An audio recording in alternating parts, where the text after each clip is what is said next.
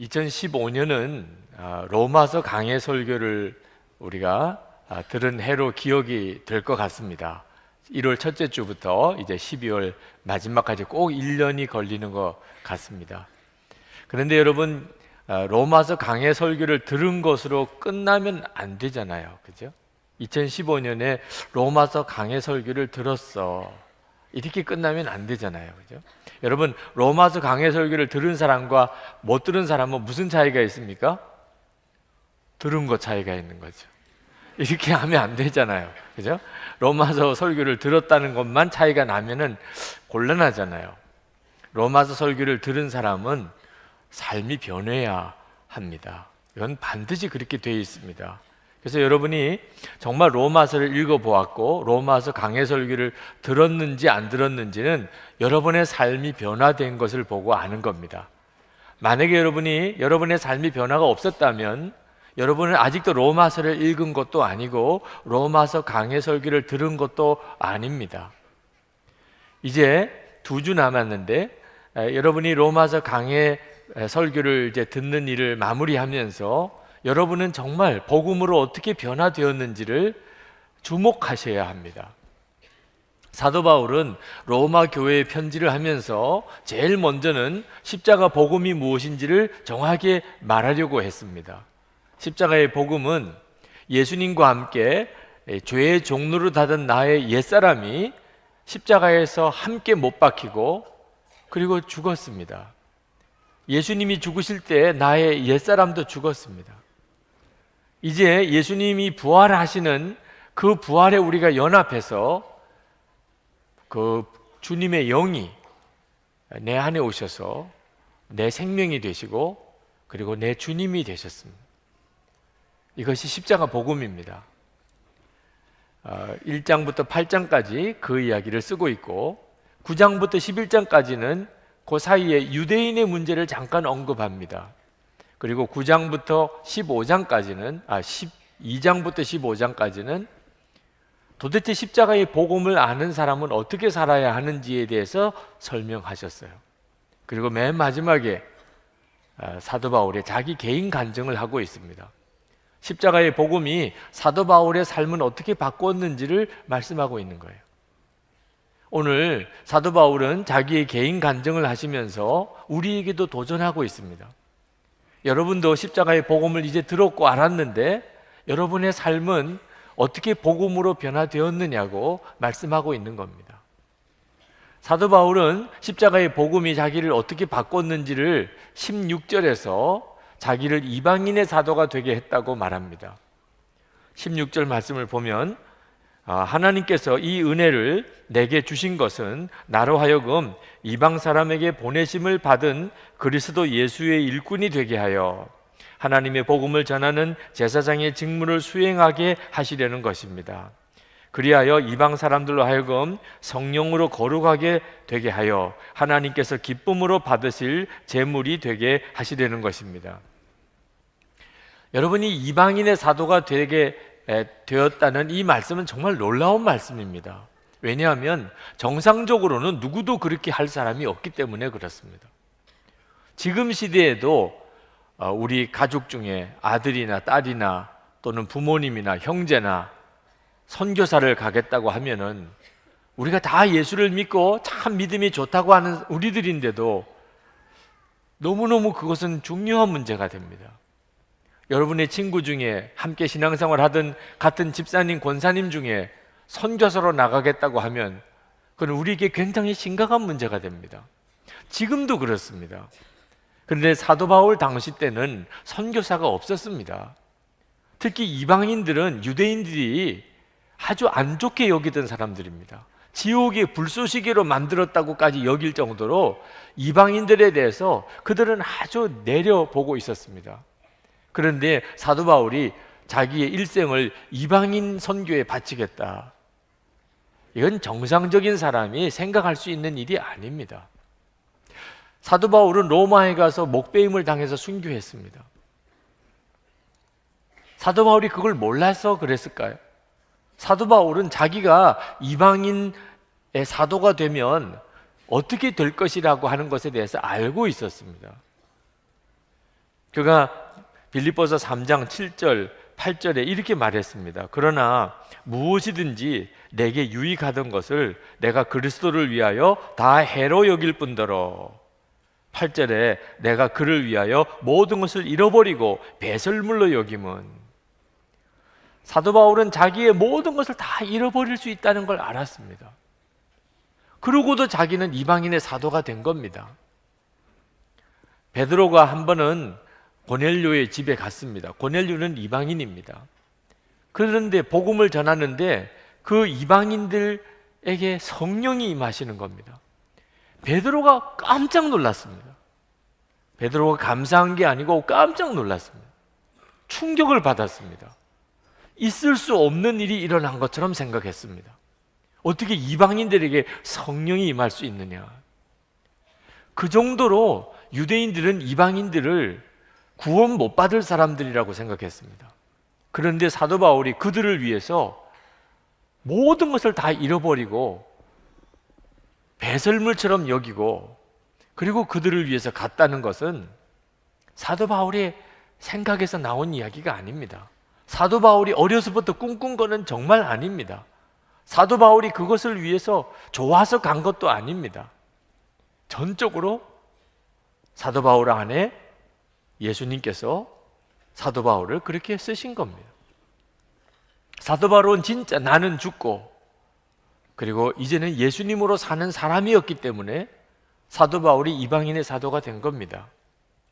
로마서 6장 8절에 만일 우리가 그리스도와 함께 죽었으면 또한 그와 함께 살 줄을 믿노니, 사도 바울은 진짜 이 복음대로 살았기 때문에 이방인의 사도가 된 겁니다.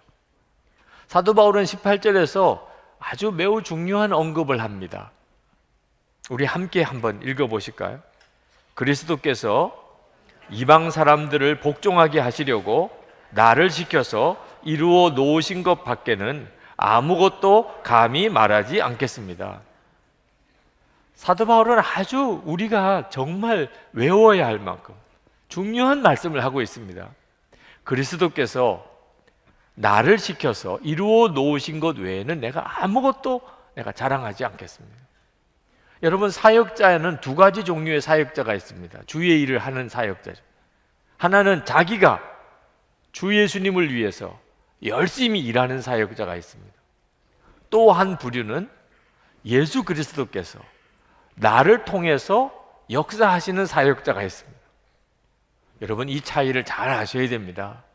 똑같은 주의 일을 해도, 교회에서 봉사하고 섬겨도 자기가 주님을 위해서 일하는 사람이 있고 예수님께서 나를 통해서 역사하는 사람이 있는데, 사도 바울은 이 두 번째 경우를 그리스도께서 나를 쓰셔서 이루어 놓으신 것 외에는 아무것도 자랑하지 않겠습니다. 이것이 로마서를 쓴 사도 바울의 삶입니다. 그리고 로마서를 읽은 우리들에게 하나님이 이루시려고 하는 삶입니다. 예수님께서 나를 통해서 역사하시는 삶. 그래서 우리가 일생을 다 살고 난 다음에 주님이 하셨습니다, 이렇게 고백하게 되는 삶. 이 삶이 여러분의 삶이 되기를 축복합니다. 사도 바울은 그렇게 살았기 때문에 20절에서 그는 이런 원칙을 가지고 자기가 사역을 했다고 말합니다. 나는 이와 같이 그리스도의 이름이 알려진 곳 말고 알려지지 않은 곳에서 복음을 전하는 것을 명예로 삼았습니다. 나는 남이 닦아놓은 터 위에다가 집을 짓지 않으려 하였습니다. 이 말씀은 사도 바울이 자존심이 강하다는 걸 보여주는 게 아닙니다.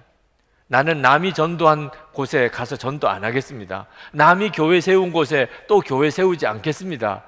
이 말은 전해야 될 민족과 족속이 너무 많아요. 그래서 누군가가 어느 족속에게 복음을 전했다, 그러면 나는 굳이 거기 갈 필요가 없어요. 지금 전할 데가 얼마나 많은데. 중복해서 복음 전할 필요가 없어요. 그럴 좀 한가한 때가 아니에요. 그런 심정을 이야기하는 겁니다. 사도 바울이 정말 복음 듣지 못한 족속에게 복음을 전하고자 하는 간절한 열망으로 그는 살았던 사람입니다. 이방인 선교는 그때 당시로서는 정말 불가능한 일이었습니다. 정말 계란으로 바위를 치는 것 같이 도무지 이루어질 것 같지 않은 그런 일이었습니다. 그리고 실제로 중단될 위기가 여러 번 있었습니다. 그런데 하나님이 놀라웠게 그 복음이 여원의 불길처럼 전 세계로 퍼져가게 하셨습니다. 지난 2000년 세계 역사는 우리에게 그것을 말해줍니다. 복음이 얼마나 모든 족속과 나라에 퍼져갔습니까? 그리고 우리들까지 지금 예수를 믿고 있잖아요. 사도 바울이 2000년 뒤에 정말 이렇게 되어질 것을 그가 정말 알았을까? 만약에 이방인에 대한 어떤 편견을 가지고 있었다면 지금 기독교가 있었을까? 정말 꿈 같은 일입니다. 이건 정말 하나님만이 하실 수 있는 일. 사도 바울의 아이디어에서 나올 수 있는 일이 아닙니다.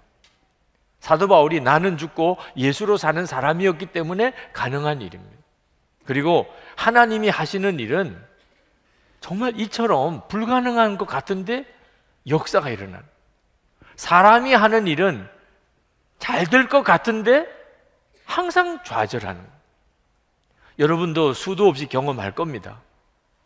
다 잘 될 것 같은데, 아무리 계산해도 아무리 계획을 짜보아도 잘 될 것 같은데 막상 해보면 안 되는 거죠. 우리가 하니까. 그런데 하나님의 일은 도무지 안 될 것 같은데 해보면 역사가 일어나요. 영성일기 세미나 지난 주간에 저 대구에 내려가서 인도하고 왔습니다. 일기를 쓰라. 그것도 모든 사람에게 마음을 열고 살으라. 제가 생각해도 누가 그런 세미나 오겠어요? 아니, 일기는 초등학교 때 이미 졸업한 건데 다시 쓰라고, 그리고 마음도 다 열고 살으라 그러고, 이런데 누가 오겠냐 말이에요. 그런데 영성일기 세미나를 가서 느끼는 느낌은 이건 정말 너무나 놀라운 반응이에요. 너무나 많은 사람들이 갈망을 가지고 모여요. 제가 세미나를 인도하는 게 아니고 저는 그냥 끌려가는 것 같아요. 이제는 부흥회도 인도하러 못 가요. 시간이 없어서. 야, 하나님이 하시는 일이구나.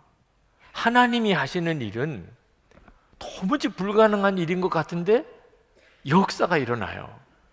저는 여러분들이 여러분의 인생을 바로 여기에 걸어보기를 원하는 겁니다.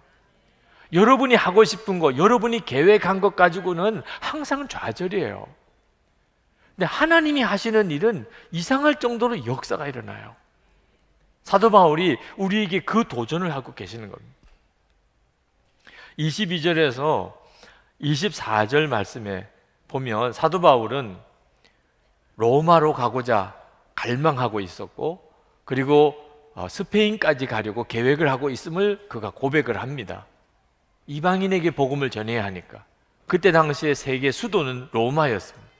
땅끝은 스페인이라고 생각했습니다. 그런데 24절 하반절에 보면은 갑자기 예루살렘으로 간다고 말합니다. 그러나 지금 나는 성도들을 돕는 일로 예루살렘에 갑니다. 지금 이방인 선교를 하러 떠나놓고서 다른 사람이 복음 전한 곳에는 나는 가서 복음 안 전하겠다, 아무도 복음 전하지 않은 그런 곳에 내가 가서 복음 전하겠다, 그렇던 마음을 가지고 있는 사도 바울이, 아니 왜 갑자기 예루살렘 교회로 다시 돌아갑니까? 그렇게 시간이 많습니까? 그렇게 한가합니까? 이렇게 여겨질 만한 일이에요. 그런데 우리가 이 말씀을 보면서 사도 바울이 이방인을 위한 사도로 부름을 받았지만 그는 그런 어떤 사명 때문에 산 게 아니고 예수님의 철저한 인도를 받았다는 사실을 알게 됩니다. 예수님께서 사도 바울을 예루살렘으로 방향을 트신 거예요. 잘못 분별하면 사탄아 물러가라, 이럴 만도 한 일이에요. 분명히 하나님은 나를 이방인을 위해서 보냈는데 왜 갑자기 예루살렘으로 돌아가야 됩니까? 그렇게 로마로 가고 싶다고 했으면 로마로 가는 거죠. 근데 사도 바울이 항상 마음에 함께 계시는 주님의 인도를 받았어요. 주님이 어느 날 사도 바울에게 예루살렘으로 가라는 겁니다. 그 이유는 예루살렘에 지금 심한 기근이 들었어요. 예루살렘 교회 성도들이 정말 굶어 죽어갈 정도입니다. 그때 이방인 교회에서 예루살렘 교회를 위해서 헌금을 했어요. 구제헌금을. 그래서 사도 바울이 그 구제헌금을 가지고 예루살렘으로 가려고 하는 것입니다. 그러나 이것은 구제만의 문제가 아니었어요. 예루살렘 교인들이 정말 먹을 게 없어서 너무 고통스러워하니까 가서 도와주자, 그런 뜻만 아니었습니다. 그때 당시에 이 예루살렘의 유대인 교인들과 이방인 교인들 사이에는 아직까지 마음에 완전한 하나됨이 없었어요. 예루살렘의 유대인 교인들은 여전히 이방인 선교에 대해서 석연치 않게 생각하고 있었어요. 그게 꼭 필요하냐? 진짜 하나님이 이방인들에게 복음을 전하라고 했느냐? 이방인들도 예수를 잘 믿고 구원받을 수 있겠느냐? 그래서 예루살렘에 있는 유대인 교인들은 이방인들이 예수를 믿으려면 할례도 받게 하자, 이런 엉뚱한 소리까지 나왔을 지경이에요. 예루살렘의 유대인 교인과 이방인 교인 사이에 아직도 마음으로 온전히 하나 되고 하나님의 뜻에 대한 한 마음이 아직도 없었던 때죠. 하나님께서 예루살렘에 기근이 들었을 때 이방인 교인들이 헌금을 한 것을 사도 바울을 통해서 가지고 가게 하면서 유대인 교인과 이방인 교인 사이의 하나됨을 하나님이 원하셨던 거예요. 복음을 이방인들에게 더 전하기 전에 먼저 유대인 교회와 이방인 교회가 하나님의 사랑 안에서 하나 되게 만드시는 하나님의 계획, 사도 바울이 하나님의 그 마음을 깨닫고 그가 먼저 예루살렘에 구제헌금을 들고 간다는 거죠. 이 길이 굉장히 어려운 길인 걸 사도 바울이 알았어요. 여행이 어려운 것보다도 예루살렘에는 사도 바울을 죽이려고 하는 유대인들이 기다리고 있었어요. 하여튼 벼르고 있었어요. 사도 바울에 대한 소문이 워낙 나쁘게 났습니다. 이방인들을 하나님이 사랑하신다, 이방인들을 이제 하나님이 택하신다. 유대인들은 얼마나 거슬리게 들리는지 모릅니다. 그러니 자기가 이제 예루살렘에 가면 그들에게 해를 당할지 모르겠다. 그래서 30절에서 33절까지 자기를 위해서 기도해달라, 내가 예루살렘에 가서 유대인들에게 해를 받지 않도록 기도해달라고 부탁을 했을 정도예요. 그러니까 사도 바울은 솔직히 별로 가고 싶은 마음이 안 드는 여행입니다, 예루살렘은. 근데 주님이 가라고 하시니까 가게 된 거죠. 사도 바울의 삶은 항상 이랬습니다. 자기가 가고 싶다, 가기 싫다, 그게 기준이 아니었어요. 사도 바울의 기준은 오직 하나, 주님이 함께 계셔서 가라 하시면 가는 거, 가지 말라 하면 가지 않는 겁니다. 이것이 사도 바울의 삶이었어요. 자, 오늘 우리들에게 이제 주님은 묻습니다. 너희들은 어떻게 하려느냐? 사도 바울은 자기의 개인 간증을 그렇게 합니다. 이제 우리들의 문제예요. 여러분, 주님은 우리에게 원하세요. 우리도 똑같이 18절 말씀을 우리에게 적용해야 됩니다. 그리스도께서 나를 시켜서 이루어 놓으신 것 밖에는 아무것도 감히 말하지 않겠습니다. 여러분이 한 생일을 사시고 난 다음에 여러분이 그렇게 고백할 수 있는 사람, 예수님께서 나를 통해서 역사하신 삶이었습니다. 우리 부부 사이도, 우리가 아이들을 기르는 것도, 내가 직장 생활하는 것도, 내가 교회를 섬기면서 봉사한 것도 다 주님이 나를 통해서 역사하신 것입니다. 나는 주님이 하라는 대로만 했습니다. 주님이 시키는 대로만 살았습니다.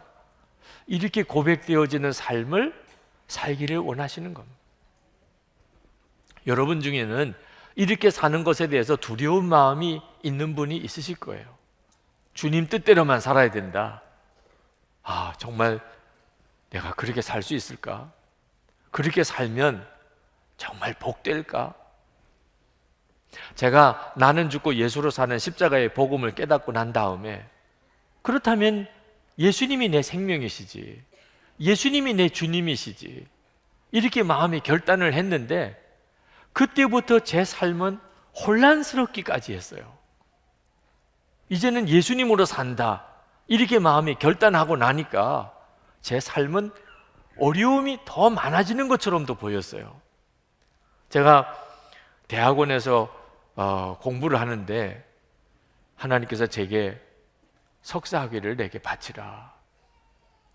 그래서 대학원을 중단했습니다. 그때 제 심정은 이제는 나는 죽었는데 예수님으로 사는데 주님이 그걸 원하시면 바쳐야지. 난 이제 주님만 믿고 살 거야. 뭐 이런 심정이었어요. 그러나 갑자기 대학원도 그냥 자퇴해버리고 저 스스로가 좀 혼란스러워진다는 생각이 들었습니다. 내 인생은 어떻게 될까? 근데 그게 계기가 되어서 부산제일교회 담임 목사로 부임해 갔습니다. 가서 10년 동안 목회를 잘 했는데 갑자기 안산 광림교회에서 청빙이 왔어요. 부산제일교회보다는 꽤 큰 규모의 교회입니다. 하나님이 여기를 나를 부르시는 건가? 도무지 판단이 안 서요. 그래서 부산제일교회 교인들에게 그냥 공개했어요. 그런 청빙이 왔는데 여러분들이 결정해 주세요. 여러분들이 가라 그러면 가고 여러분들이 안 된다 그러면 안 가겠습니다. 왜 그랬나 몰라. 지금 생각하면 제정신이 아니었던 것 같아요. 네. 아니 도대체 그렇게 해서 뭘 일이 되겠어요? 그냥 갑니다 이러고 가는 거지. 근데 교인들에게 여러분들이 기도해보고 판단해달라고 그랬으니 아주 얼마나 혼났는지 모르. 근데 결국은 가는 것이 주님의 뜻입니다. 그렇게 해서 안산광림교회를 간 거예요. 정말 주님이 인도하는 대로만 하고 싶었어요. 주님이 원하는 길로만 가고 싶었어요. 안산광림교회에서 목회를 또 안정적으로 잘하고 있는데 이제 선한목자교회 장로님들이 오셨어요. 너무 힘들다고, 교회가 너무 어렵다고 오라는 거예요. 그 전에 창천교회 부흥회를 갔을 때 그때 하나님께서 제 입에서 돌짝밭 사명 외면하지 않겠다는 고백을 하나님이 받아내셨어요. 저는 그전에는 옥토밭만 찾아다녔어요. 목사도 고생하는 건 싫더라고요. 옥토밭이 좋아요. 그런데 그때 하나님께서 저에게 하나님 앞에 설 자격이 있는 사람은 돌짝밭을 가른 일이 있는 사람이에요. 편안한 데만 찾아다닌 자는 하나님 앞에 설 자격이 없어요.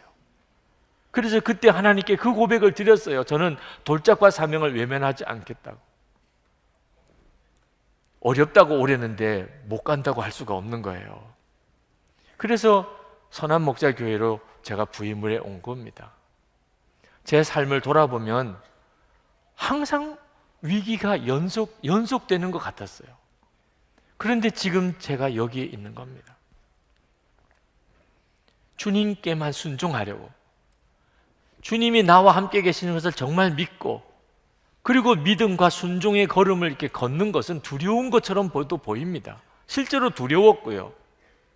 그런데 주님이 하셨습니다. 이런 고백이 비로소 가능해지는 겁니다. 어제 5살짜리 아들을 둔 엄마가 상담을 왔습니다. 목사님, 우리 아들이 유치부 예배를 드리는데 자꾸 눈을 부비고 있더래요. 뒤에서 보니까 왜 눈이 아파서 그런가, 왜 그런가. 그리고 예배가 끝나서 물어보니까 자꾸 눈물이 난다는 거예요. 예배를 드리면 자꾸 눈물이 난다. 5살짜리 아이가 유치부 예배를 드리는데 계속 눈물이 난다니, 그 엄마는 너무 감동했어요. 아니, 이 아이가 벌써부터 이런 은혜를 알고 있다니. 그 아이가, 엄마, 나는 왜 이렇게 예배만 드리면 자꾸 눈물이 나? 엄마가, 내가 알고 있어. 이유를 알고 있어. 이 아이가 눈이 동그래졌어요. 엄마가 이유를 알고 있다니까. 예수님이 너 안에 계신 거야. 그래서 너가 은혜를 받고 예배를 드릴 때 눈물이 나는 거야. 이 아이가 엄마의 이야기를 기대하면서 들었어요. 엄마가 뭐라고 대답할까? 근데 엄마가 그 이야기를 하니까 에이, 그러고는 너무 실망스러운 반응을 하더래요. 엄마는 맨날 그 말만 해. 맨날 예수님이 내 마음에 계시다고. 아이는 영 신통치 않게 반응을 하더래. 그래서 저에게 찾아온 거예요. 목사님, 어떻게 그럴 수 있냐는 겁니다. 아니, 예수님이 우리 안에 계시고 이 5살짜리 우리 아들의 마음에도 계셔서 예배를 드릴 때 눈물이 흐르게 이렇게 역사하시는 것을, 이게 얼마나 놀라운 일이에요. 이게 얼마나 놀라운 일인데, 아니, 우리 아들은 에이, 그렇게 반응한다. 어떻게 이럴 수 있냐고 그렇게 저에게 상담을 와요. 이거 어떻게 이해해야 되냐고, 우리 아들을. 제가 꼭 그랬거든요. 그는 5살이지만 저는 고등학교 다닐 때 예수님이 내 안에 계시다고 하는 이야기를 들었어요. 믿어지지가 않았어요. 그걸 놀랍다든지 이야, 어떻게 그런 일이 내게 일어났나, 이렇게 하지 않았어요. 저는 믿을 수가 없다고 생각했어요. 믿어지지 않는다고 그렇게 여겼어요. 그런데 또 안 믿어진다고 말도 못했어요. 왜? 그러면 예수 믿는 사람 아니라니까. 그래서 믿는 척 했다니까. 저는 그 아이, 5살 된 아이가 너무 놀라워요. 저는 고등학교 때 그거 해결이 안 되더라고요. 신학교 1학년 들어갔을 때 미성년자 불가 영화를 보고 너무 하나님 앞에 회개하면서 하나님께서 다시는 이런 영화 안 보겠다고 약속해라 하실 때 1시간 동안 고민을 했습니다. 그게 무슨 1시간 고민거리예요. 아멘 이렇게 하면 되는 걸 1시간 고민을 하고 죄송해요 이러고 나왔다니까. 안 보겠다고도 안 하고 죄송해요 그러고 나왔어요. 예수님이 내 안에 계시고 항상 주님과 함께 사는 것, 그때는 솔직히 부담스럽더라고. 그게 너무 좋다. 야, 어떻게 내게 이런 일이 일어나나. 아멘 주님, 저는 이제 주님과 24시간 동행하겠습니다. 그렇게 못했다니까요. 여러분은 5살 아니죠. 여러분이 이제 고등학생, 사춘기 고등학생도 아니죠. 여러분 이제 고등학교 졸업한 그런 신세대도 아니죠. 이제는 좀 알 만큼 알잖아요, 인생을. 로마서에서 우리에게 말씀해 주는 복음이 뭡니까? 우리 옛사람은 십자가에서 예수님과 함께 죽었고 이제는 우리 안에 하나님이 와 계세요. 여러분, 이게 얼마나 놀라운 복음입니까? 그런데 그냥 들은 것으로 지나칠 것입니까? 그거 들어본 적 있어. 2015년 로마서 강해. 들었어. 물론 들었지. 이렇게 넘어갈 것입니까? 이건 엄청난 메시지예요. 이건 말할 수 없는 복음이에요. 주 예수님이 지금 내 안에 오셨어요. 여러분은 이제 이 복음에 대해서 믿고 반응할 거냐, 아니면 들은 곳으로 넘어갈 거냐, 2가지밖에는 선택의 길이 없어요. 그냥 그렇다는 이야기 들은 적 있다, 이렇게 넘어갈 거냐, 그렇게 평생 살다가 그렇게 주님을 만날 것인지, 아니면 주님, 이 일이 정말 내게 이루어진 것입니까? 정말 제 안에 오셨습니까? 여러분이 그렇게 반응해야 될 것인지. 로마서 강해 설교가 끝나는 지금 시점에 여러분은 이제 여러분 스스로의 고백을 하나님께 올려드려야 할 때가 된 겁니다. 지난 주간에 영남권 영성일개 세미나 열렸던 대구 칠성교회 장로님께서 그런 고백을 하셨대요. 손주가 너무 사랑스러워서, 손주를 이렇게 보는데 너무 사랑스러워서 보고 있는데도 보고 싶다. 야, 제가 그 표현을 듣고 가슴이 저리더라고. 이야, 어떻게 저런 표현이 있을까? 손주를 보고 있는데 보고 싶더래. 그래서 손을 만지고 발을 만지고 그 아이의 뺨을 부비고 자기가 그랬다는 거예요. 주님을 향한 제 마음을 그렇게 표현할 수 있겠나, 그런 싶은 생각이 들었어요. 24시간 주님을 바라보고 삽니다. 정말 그렇게 하고 싶어서 살아요. 그런데도 보고 싶어요. 주님을 바라보는 눈이 더 열리기를. 제가 육신에 끌려 살지 않고 주님을 따라 살기 위해서는 주님을 바라보는 눈이 더 열려야 돼요. 그래서 정말 보고 있는데도 보고 싶어요, 주님. 그런 마음이 제 안에 그 말씀을 듣는데 뜨겁게 일어나더라고요. 그런데 제가 주님을 향한 사랑이 그 정도가 주님이 저를 향한 사랑과 비교하면 아무것도 아니에요. 주님이 저를 보시면서 내가 너를 보고 있는데도 너를 보고 싶다. 주님이 그러실 것 같아요. 여러분, 여러분을 향하여 주님이 그러시고 계세요. 내가 너를 보고 있는데 너를 보고 싶다. 여러분 중에는 믿어지지 않는 분이 있을 거예요. 내가 나를 봐도 징그러운데 주님이 나를 보실 때 뭘 보고 있는데도 보고 싶을까? 내가 뭘 주님께 잘해드린 게 있다고.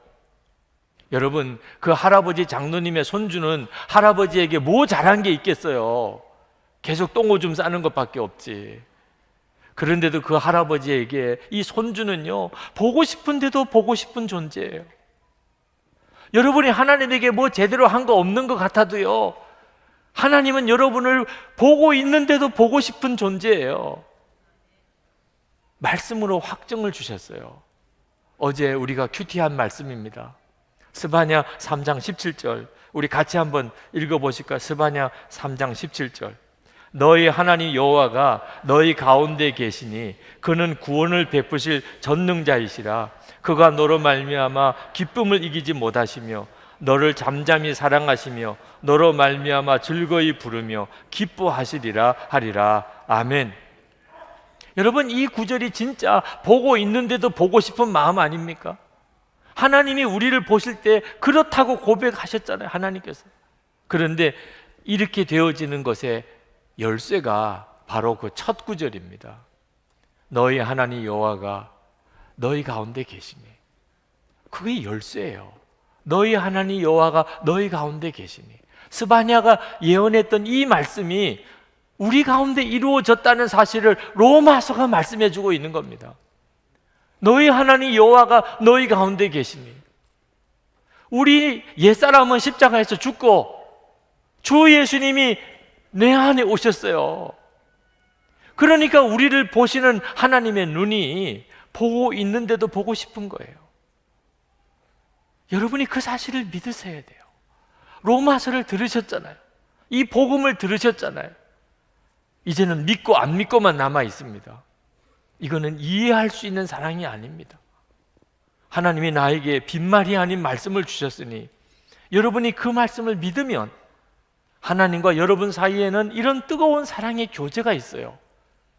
주님과 이런 뜨거운 사랑의 교제를 하니까 매일 똑같은 일상이 반복되는 것 같은 우리의 삶에서도 우리가 기쁨으로 살아가는 거예요. 하나님과 이런 사랑의 교제 속에 사니까 매일이 새로운 거예요.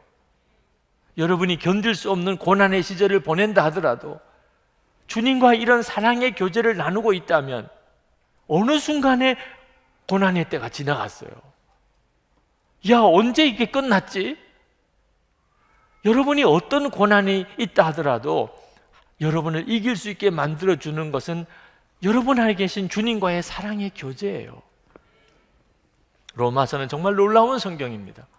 이 복음을 우리에게 말씀해 주고 계시요.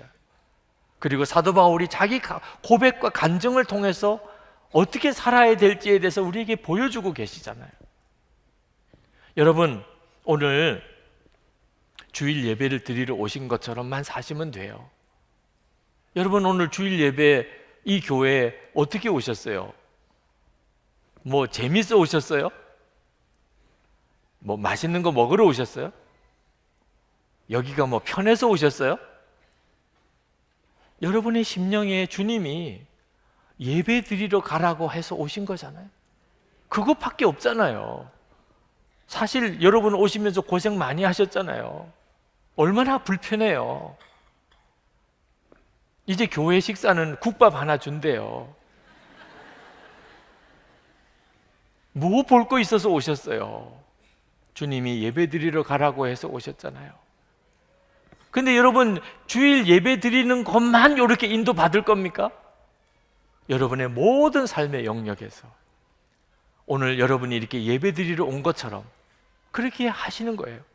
여러분은 주님께 순종의 삶을 살 수 있는 충분한 경험이 있어요. 오늘 예배 드린 거 보면 여러분은 주님 뜻대로 살고 주님 말씀대로 순종할 수 있는 충분한 자격이 있는 사람이에요. 오늘 예배드리러 와 있는 거 보면 알 수 있어요. 부부 사이에도, 자녀들에게도, 일터에서도, 여러분 교회 봉사할 때도 항상 요 감각으로 사는 겁니다. 주님이 하라는 대로, 주님이 이끄시는 대로. 그러면 힘든 일, 어려운 일 많은 것 같아도 여러분의 인생은 지나고 나면 사도 바울의 고백처럼 합니다. 그리스도께서 나를 지키셔서 당신이 하실 일을 다 이루셨습니다. 주님이 하셨습니다. 이 고백으로 여러분의 인생이 복을 받습니다. 여러분, 오늘 우리가 성찬을 받습니다.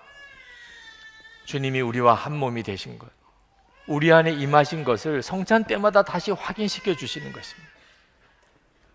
여러분이 오늘 성찬 받으실 때 주님, 저는 로마서 설교를 들은 사람입니다. 로마서의 복음을 제가 안 사람입니다. 제 인생은 이제 주님께 맡깁니다. 제 안에 오셨던 이 놀라운 복음, 제가 이제는 절대로 허투루하게 흘려보내지 않겠습니다. 저는 이제 복음에 반응하겠습니다. 제 안에 오신 주님께 반응하겠습니다. 주님이 이끄시는 대로 저는 갑니다. 주님이 그저 하라는 대로 저는 하겠습니다. 아멘. 그렇게 기도하고 우리 성찬을 받읍시다. 우리 다 같이 통성으로 성찬을 위해서 기도하겠습니다. 로마서 강해를 2015년 마치는 때가 가까워서 저에게는 정말 특별한 하나님의 은혜라고 고백하게 됩니다. 3번 로마서 강해를 했는데 이번 로마서 강해를 하면서 하나님의 은혜가 제 마음속에 더 깊이 그 놀라운 구원의 복음, 또 저와 함께 하시는 생명의 주님을 더 놀랍게 경험하는 은혜가 있었습니다. 힘은 들었습니다. 여러분이 들으시기에는 어떠실지 모르겠지만 1년 내내 로마서 강해를 준비한다는 일은 저에게 있어서는 퍽 힘든 일이기도 했습니다. 마치 큰 터널을 빠져나오는 것 같은 느낌입니다. 그러나 하나님이 주신 은혜가 너무 컸기 때문에 아마 저는 2015년을 잊기가 어려울 것 같습니다. 만약에 여러분 중에 1년 동안 나는 로마서 강해를 들었지만 나에게는 별로 그런 특별한 은혜가 없었다고 생각되시는 분들이 계시다면 아마 차이가 어디서 있냐면 저는 1년 내내 로마서를 생각하고 살았습니다. 정말 그랬습니다. 첫 주부터 지금까지 1년 내내 월, 화, 수, 목, 금, 토 매일 로마서를 묵상하고 살았습니다. 여러분들은 주일에 한 3, 40분 설교 들으시고 일주일 내내 또 잊어버렸다가 또 주일에 또 한 3, 40분 들으시고 일주일 내내 또 잊어버렸다가 하셨던 분들은 뭐 특별한 남아있는 것도 없고 내게 무슨 변화도 없다고 그렇게 생각이 될지 모르겠습니다. 여러분들에게 제가 한번 꼭 부탁을 한번 드려보고 싶습니다. 로마서가 정말 그렇게 좋은 성경이고 놀라운 복음인가요? 그 로마서가 그렇게 유명하단 말입니까? 그렇다면 여러분 한번 이 설교 녹음이 다 되어 있으니까 새번역 성경 로마서를 펼쳐놓고 그리고 그 로마서 강해를 연속으로 한번 들어보시기 바랍니다. 한번 들었다가 또 며칠 지났다가 또 듣고 하지 마시고 처음부터 끝까지 한번 뭐 한 번에 다 들으시기는 어렵겠지만 그렇게 쭉 연속으로 한번 들어보시기 바랍니다. 로마서가 말하는 이 복음이 얼마나 놀라운 것인가, 그 구원의 능력이 얼마나 놀라운 것인가를 여러분이 경험하실 수 있으실 겁니다. 그리고 여러분의 생애에 정말 하루라도 더 빨리 여러분이 그 로마서의 은혜를 받으실 수 있게 되기를 진심으로 축복합니다. 이 로마서 16장은 이제 인사 부분입니다. 한 26명의 이름이 거론되면서 사도 바울이 로마 교회에 개인적인 인사를 하고 있는 부분입니다. 그래서 뭐 특별하게 이 로마서 16장에 무슨 은혜가 있을까 싶지만 이 말씀을 묵상하면서 이 사도 바울의 인사 속에도 참으로 놀라운 은혜, 특별히 교회를 향한 은혜가 있다는 사실을 깨달았어요. 그래서 오늘 그 말씀을 여러분들과 같이 좀 나누려고 하는 겁니다. 특히 오늘은 당회가 있는 주일입니다. 교회를 위해서 1년에 가장 중요한 회의가 오늘 오후에 있습니다. 이 로마서 사도 바울이 인사를 하면서 제일 먼저 언급한 분이 여자입니다. 베베라고 하는 여자입니다. 그는 아주 유력한 사람으로 이 로마서를 로마 교회에 전해준 사람입니다. 사도 바울이 이 베베를 특별히 청구하면서 로마 교회가 이 베베를 잘 따뜻하게 맞아주고 잘 대접해 달라는 간곡한 부탁을 합니다.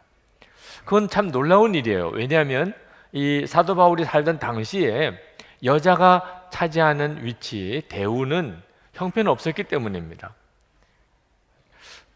잘 이해가 안 되실지 모르겠지만 당시에 로마 남자들은 아침에 일어나서 제일 먼저 감사한 것이 여자가 아니라는 사실.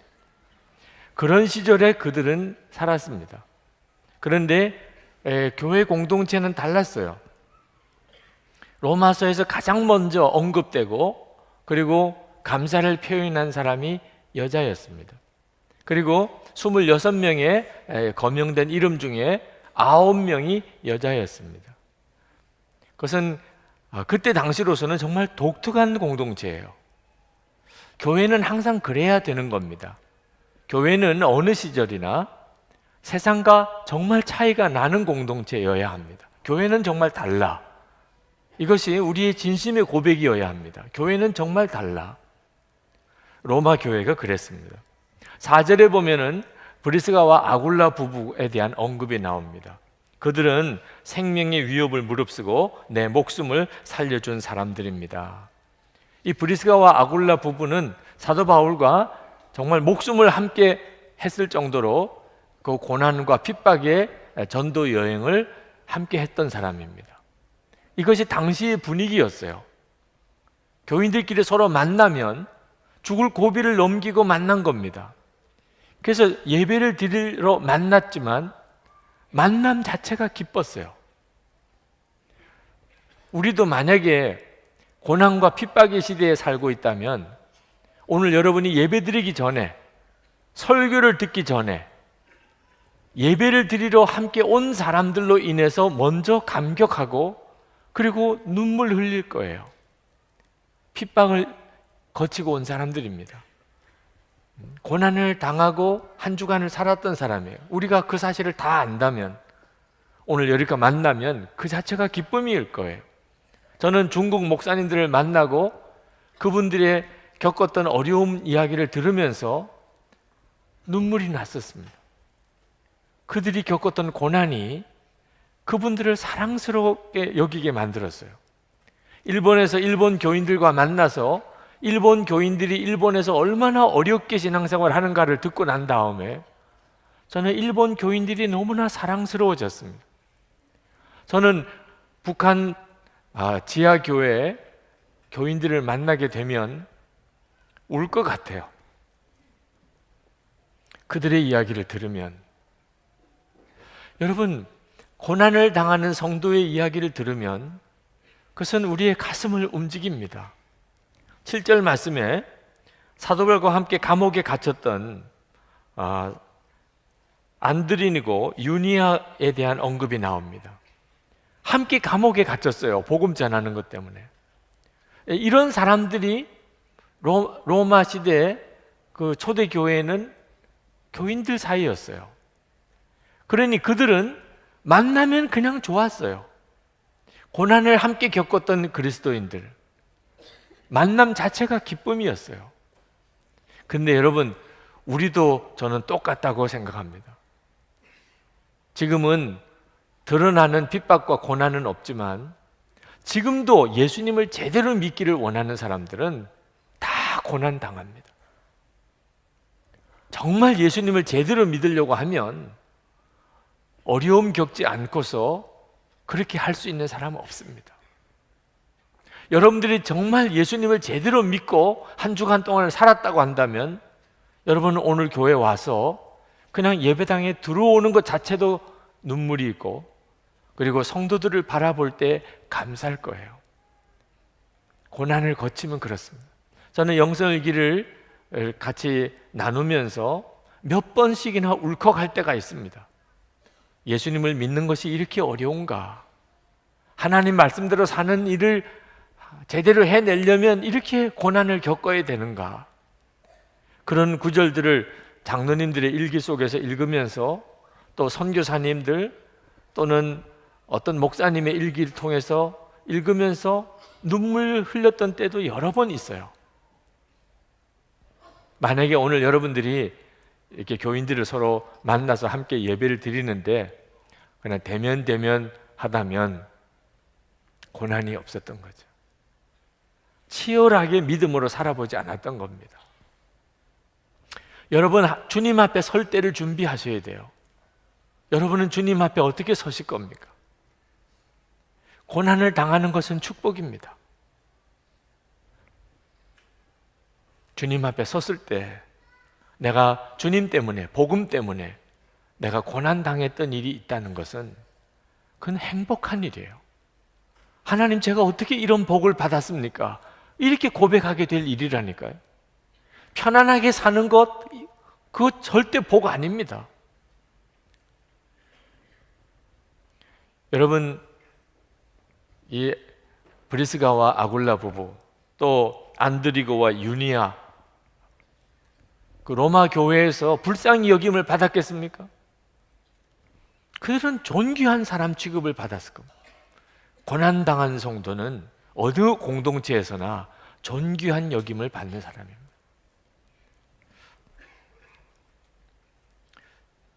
사도 바울이 인사하는 부분 중에 아주 다양한 계층의 사람들이 나옵니다. 특히 10절에 아리스도블로라고 하는 사람은 많은 학자들이 헤롯 대왕의 손자, 그 사람을 말하는 것일 것이다, 그렇게 말합니다. 헤롯 대왕의 손자도 있었어요. 11절에 헤로디온이라고 하는 사람은 이름 그대로 헤롯 가문과 관련된, 헤롯 왕의 가문과 관련된 사람입니다.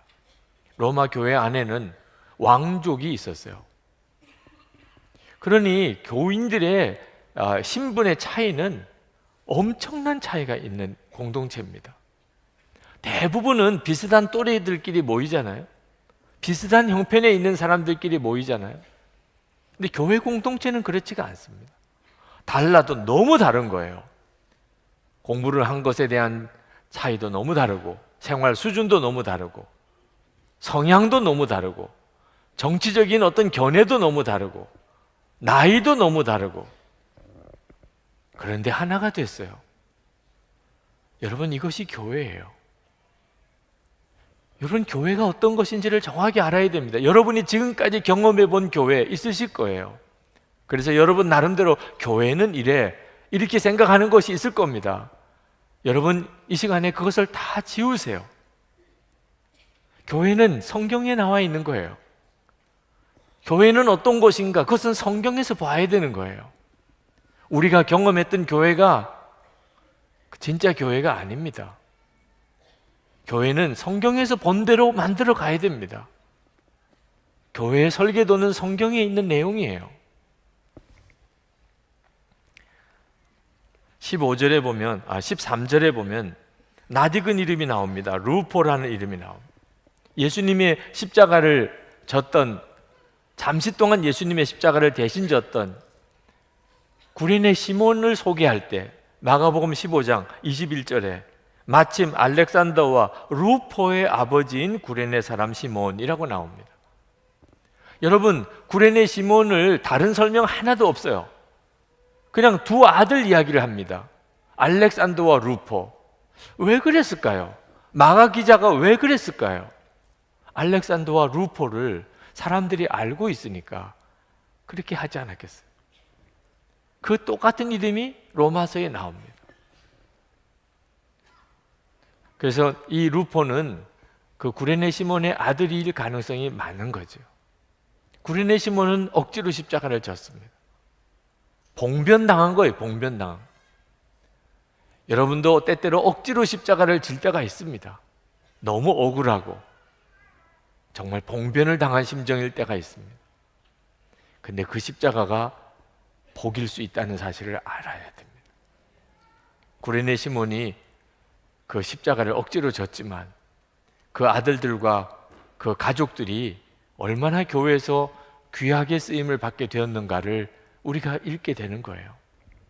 15절에 보면 네레오라는 사람이 나오는데 이 사람에 대한 이야기는 여러 자료를 찾아봐야 압니다만 이런 이야기가 있습니다. 이 네레오는 도미시안 황제 때 집정관이었던 클레멘스라는 사람의 비서였다고 합니다. 근데 이 클레멘스가 어떤 사람이냐면 그 아버지가 네로 황제 시절에 아주 유력한 로마의 관리였습니다. 네로가 로마를 불지르고 그 죄를 기독교인들에게 물었죠. 기독교인들이 화재범이라, 방화범이라. 그리고 무자비하게 기독교인을 핍박합니다. 그때 이 클레멘스의 아버지가 그 일을 주동했어요. 클레멘스는 어려서 수많은 기독교인들이 죽는 것을 보았습니다. 그런데 그것은 이 어린 클레멘스에게 충격이었어요. 사람이 누구든지 죽을 때가 되면 두려워하는 것. 근데 왜 그리스도인들은 죽는 순간에 찬송을 부르는, 사자에게 물려 죽고 화형을 당해서 죽으면서 어떻게 저 사람들은 찬송을 부르나? 누구든지 죽는 순간이 되면 자기를 방어하려고 그러고 그리고 싸우고 대들려고 하기 마련인데 어떻게 그리스도인들은 저렇게 순순히 죽음을 받아들이고 자기를 죽이는 사람들을 오히려 축복하고 사랑하는가? 그는 정말 그걸 이해할 수가 없었어요. 예수가 도대체 누구고 저들이 믿는 믿음이 무엇이길래 그런가?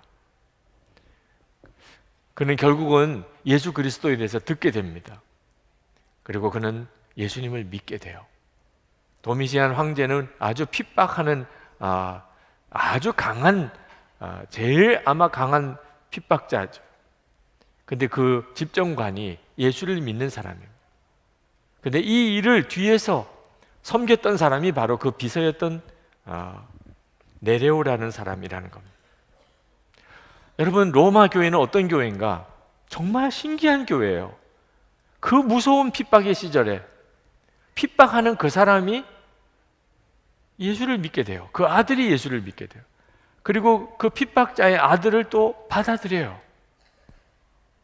용서하고 사랑하는 공동체예요. 정말 사건이 일어나는 공동체예요.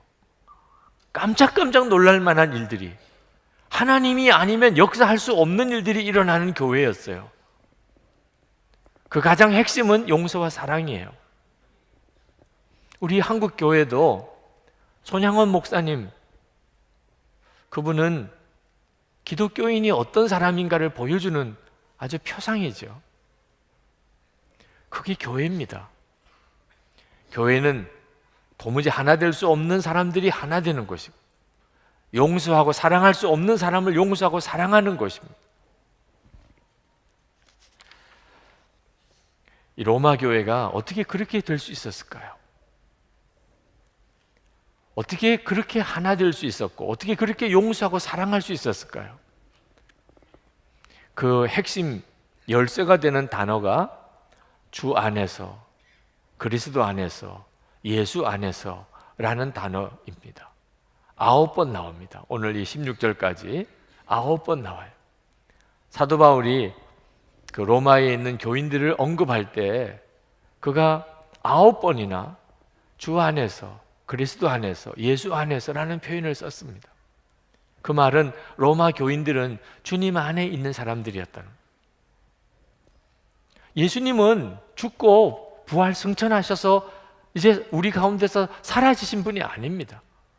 로마 교회 안에 여전히 예수님은 그 교인들, 그 예수님 안에 있었어요.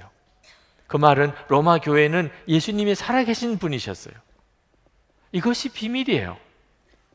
이런 교회만이, 이런 성도만이, 그렇게 서로 다른 사람들이, 하나 될 수 없을 것 같은 사람들이 하나 되게 역사가 일어나는 겁니다. 로마 교인들은 이 로마서를 읽기 전에, 사도 바울이 보내준 로마서를 읽기 전에 자기들이 예수님과 함께 죽고 예수님으로 자기들이 살고 있다는 것을 알고 있는 사람들이었어요. 로마서를 읽고서 그것을 처음 아는 게 아닙니다.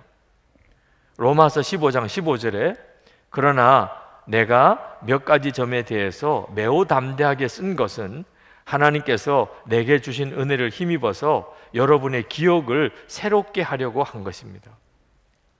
이미 알고 있는 복음이에요. 그걸 로마서에서 새롭게 해준 것밖에 없습니다. 그러니 로마 교인들은 자기들이 예수님과 함께 이미 죽었고 이제는 예수님으로 살고 있다는 것을 분명히 알고 있는 사람들이었어요.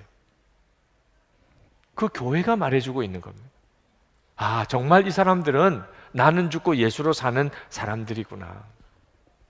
여러분, 여러분들이 정말 나는 죽고 예수로 사는 그런 예수 믿는 사람이라는 증거가 뭡니까? 공동체에서 보여주는 거예요.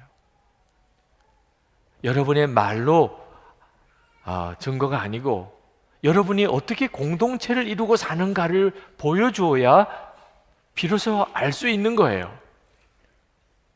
서로 정말 다른 사람들이, 도무지 사랑할 수 없는 사람들이 서로 사랑하고 하나 되는 모습을 통해서만 이 사람이 진짜 나는 죽고 예수로 사는 사람이구나 알 수 있습니다.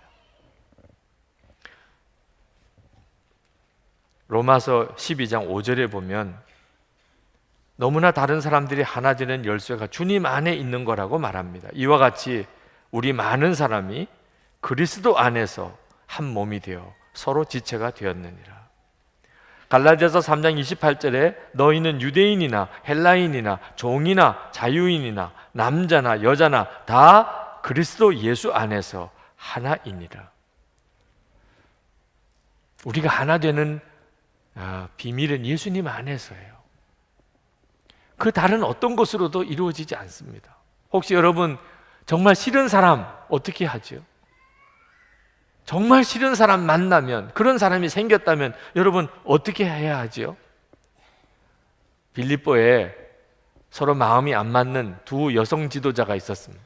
요디아와 순두계라고. 그들에게 사도 바울이 권했어요. 빌립보서 4장 2절에 주 안에서 같은 마음을 가지라. 답은 하나입니다. 싫은 사람 만나면, 싫은 사람 생기면 주님 안에 거해야 돼요. 그러면 하나 됩니다. 주님이 그렇게 만드세요. 예수님은 내 안에 거하라고 말씀하셨어요. 그러면 나도 너희 안에 거하리라. 그러면서 우리가 언제 영적으로 메말라지느냐, 마음이 언제 강팍해지느냐, 주님 안에 거하지 않으니까 그렇게 된다고 하셨습니다. 요한복음 15장 6절에 사람이 내 안에 거하지 아니하면 가지처럼 밖에 버려져 마르나니 사람들이 그것을 모아다가 불에 던져 사르느니라. 여러분, 사람과의 관계가 왜 깨집니까? 부부 사이에 왜 어렵습니까? 가족들이 왜 그렇게 서로 힘듭니까? 교인들 사이에 왜 그렇게 마음이 갈라집니까? 사람 때문은 아닙니다. 환경 때문도 아닙니다. 여러분이 주님 안에 거하지 않고 있으면 그러면 그렇게 되는 것입니다. 그러므로 여러분 관계가 깨어지고 하나가 되지 못하면 답은 오직 주님 안에 들어오는 것입니다. 여러분이 주님 안에 거하는 것입니다. 주 임재안의 교회라는 책을 썼는데 저는 교회에 대한 절망이 있었습니다. 교회는 변화될 수 있을까요? 교회는 진짜 천국 공동체가 될 수 있을까요? 여러분 중에는 불가능합니다. 저는 포기했으니까 이렇게 교회 다니지, 정말 교회에 대한 기대가 있다면 저 교회를 벌써 떠났을 겁니다. 아마 그런 분들도 있을 거예요. 저도 그런 생각했습니다. 너무 교회에 대해서 이상적으로 생각하지 말자. 그래야 겨우 견딜 수가 있었어요. 근데 제가 이 교회에서 10년 동안 목회하면서 성경에 나와 있는 교회를, 이걸 설계도 삼아서 한번 교회를 만들어 보자. 내가 지금까지 보고 경험했던 그 교회가 내 모델이 아니다. 성경에 나와 있는 교회를 한번 그걸 가지고 교회를 세워보자. 그러면서 10년 동안 사도행전을 가지고 믿음의 실험을 했던 기록이 그 책이에요. 하나님께서 저에게 주셨던 것은 교회에 대한 희망입니다. 교회는 새로워질 수 있어요. 제대로 될 수 있어요. 바로 설 수 있어요. 주님 안에 거하면. 그래서 그 책 제목을 주 임재 안의 교회라고 한 겁니다. 그게 열쇠예요. 그러니까 되더라고요. 우리 각자가 주님 안에 거하기 시작하면, 그러면 놀라운 일들이 벌어져요. 초대교회 문제 많았습니다. 초대교회는 언제나 은혜로운 교회만 아니었어요. 시험, 어려움, 위기 계속 되었습니다. 유대인들과 이방인들이 핍박했습니다. 아나니아와 삽비라 헌금하고 그 자리에서 죽어나갔습니다. 헬라파, 히브리파, 그리스도인 과부들이 서로 싸웠어요. 교회 안에 대싸움이 일어났습니다. 온갖 이단들이 교회를 무너뜨리려고 역사했습니다. 그랬던 교회가 초대교회예요. 그런데 그 초대교회는 성경도 없었고 신학교를 졸업한 목사님도 없었고 이런 예배당도 없었고, 그런데 그 교회는 계속 부흥했어요. 이유는 뭐지요? 예수님이 함께 계시는 것을 그들은 알았어요. 그들은 예수님 안에 거하는 것을 알았어요. 그래서 역사가 일어난 거예요. 여러분, 지금 한국 교회에도 바로 이것이 필요해요. 이건 무슨 돈이 특별히 많이 드는 것도 아니에요. 교인 수가 문제가 아니에요. 우리가 진짜 예수님 안에 거하면, 그러면 주의 영광이 나타나요. 교회는 오늘 당회로 모입니다. 당회는, 우리 감리교회에서 당회는 교회 일꾼을 뽑는 회의예요. 1년 동안, 2016년 1년 동안 선한목자교회를 이끌어갈 집사와 권사와 장로를 뽑는 것이 당회예요. 사람을 뽑으면 그건 교회 1년 동안에 모든 걸 다 한 거나 마찬가지예요. 결국은 사람이니까. 이 예배당을 짓는 거 중요하지만 비교가 안 돼요. 사람을 세우는 일은. 결국은 어떤 사람을 세웠느냐에 따라 그 교회가 결정되는 겁니다. 2005년 선한목자교회, 2010년 선한목자교회, 2015년 선한목자교회, 2020년 선한목자교회 다 달라요. 이름은 같지만 다 달라요. 사람이 달라졌기 때문에. 사람이. 오늘 그 일을 하는 겁니다. 그러면 이 일은 얼마나 중요한지 모릅니다. 교회가 왔다 갔다 하는 거예요. 여러분, 오늘 정말 참석해서 사람을 세울 때 여러분의 의사 표현을 분명하게 해야 됩니다. 여러분이 증인이 되어줘야 돼요. 우리가 큰 교회를 세우려고 한다면 행정적인 은사도 있고 또 재정적인 능력도 있고 또 말도 제대로 할 줄 알고 공부도 제대로 했고 사회적인 지위도 있고 이런 사람들이 많으면 좋겠죠. 그러면 세상에서도 영향력을 행사하는 것처럼 보일 수도 있을 거고, 그리고 사람들이 많이 모일 수도 있는 가능성도 있겠죠. 근데 우리가 원하는 건 큰 교회가 아니에요. 예수님의 교회, 정말 하나 된 교회. 우리가 원하는 건 바로 그 교회예요. 그러면 어떤 일꾼을 뽑아야지요? 주님 안에 있는 성도를 뽑아야 돼요. 주님 안에 있는 성도, 주 안에 있는 성도, 예수님도 그 사람 안에 계신 성도, 이런 사람이 지도자가 되어야 됩니다. 여러분, 예수님의 12제자 중에 가장 똑똑하고 능력이 많은 사람 가룟 유다예요. 사람 잘 뽑지 않으면, 그러면 교회는 금방 어려워지게 됩니다. 여러분들이 여러분 자신이 예수님 안에 거하는 사람인지를 항상 확인해야 됩니다. 여러분 행복하십니까? 여러분 사랑으로 소문나셨습니까? 이 질문은 여러분이 지금 예수님 안에 거하는 사람인지를 질문하는 겁니다. 많은 그리스도인들이 쉽게 죽겠어, 미치겠어, 그렇게 말합니다. 하버드 대학 교육대학원의 조세핀 킴 교수가 한국 교인들이 너무 쉽게 죽겠다, 미치겠다 이런 표현을 하는 것에 대해서 안타까워 이야기했어요. 그분은 그래서 자살자가 많고 그래서 정신병으로 고생하는 사람이 많은 모양이라고. 말을 자꾸 그렇게 하니까. 여러분, 사랑에 빠진 사람은 고생을 몰라요. 다른 사람이 볼 때는 힘든데 본인은 몰라요. 사랑에 빠진 사람은. 예수님을 믿는데도 죽겠어, 미치겠어 이런 표현을 하는 것은 예수를 믿는지 몰라도 사랑하는 건 아니에요. 주님 안에 거하는 건 아니에요. 여러분이 주님 안에 거하면 여러분의 삶은 완전히 달라져요. 한 번은 우리 김범성 목사님의 수요 예배 때 그런 이야기를 하셨어요. 여자가 임신을 할 때 그 자궁에 태아가 착상되는 순간에 여자는 온몸의 변화가 일어나는 거예요.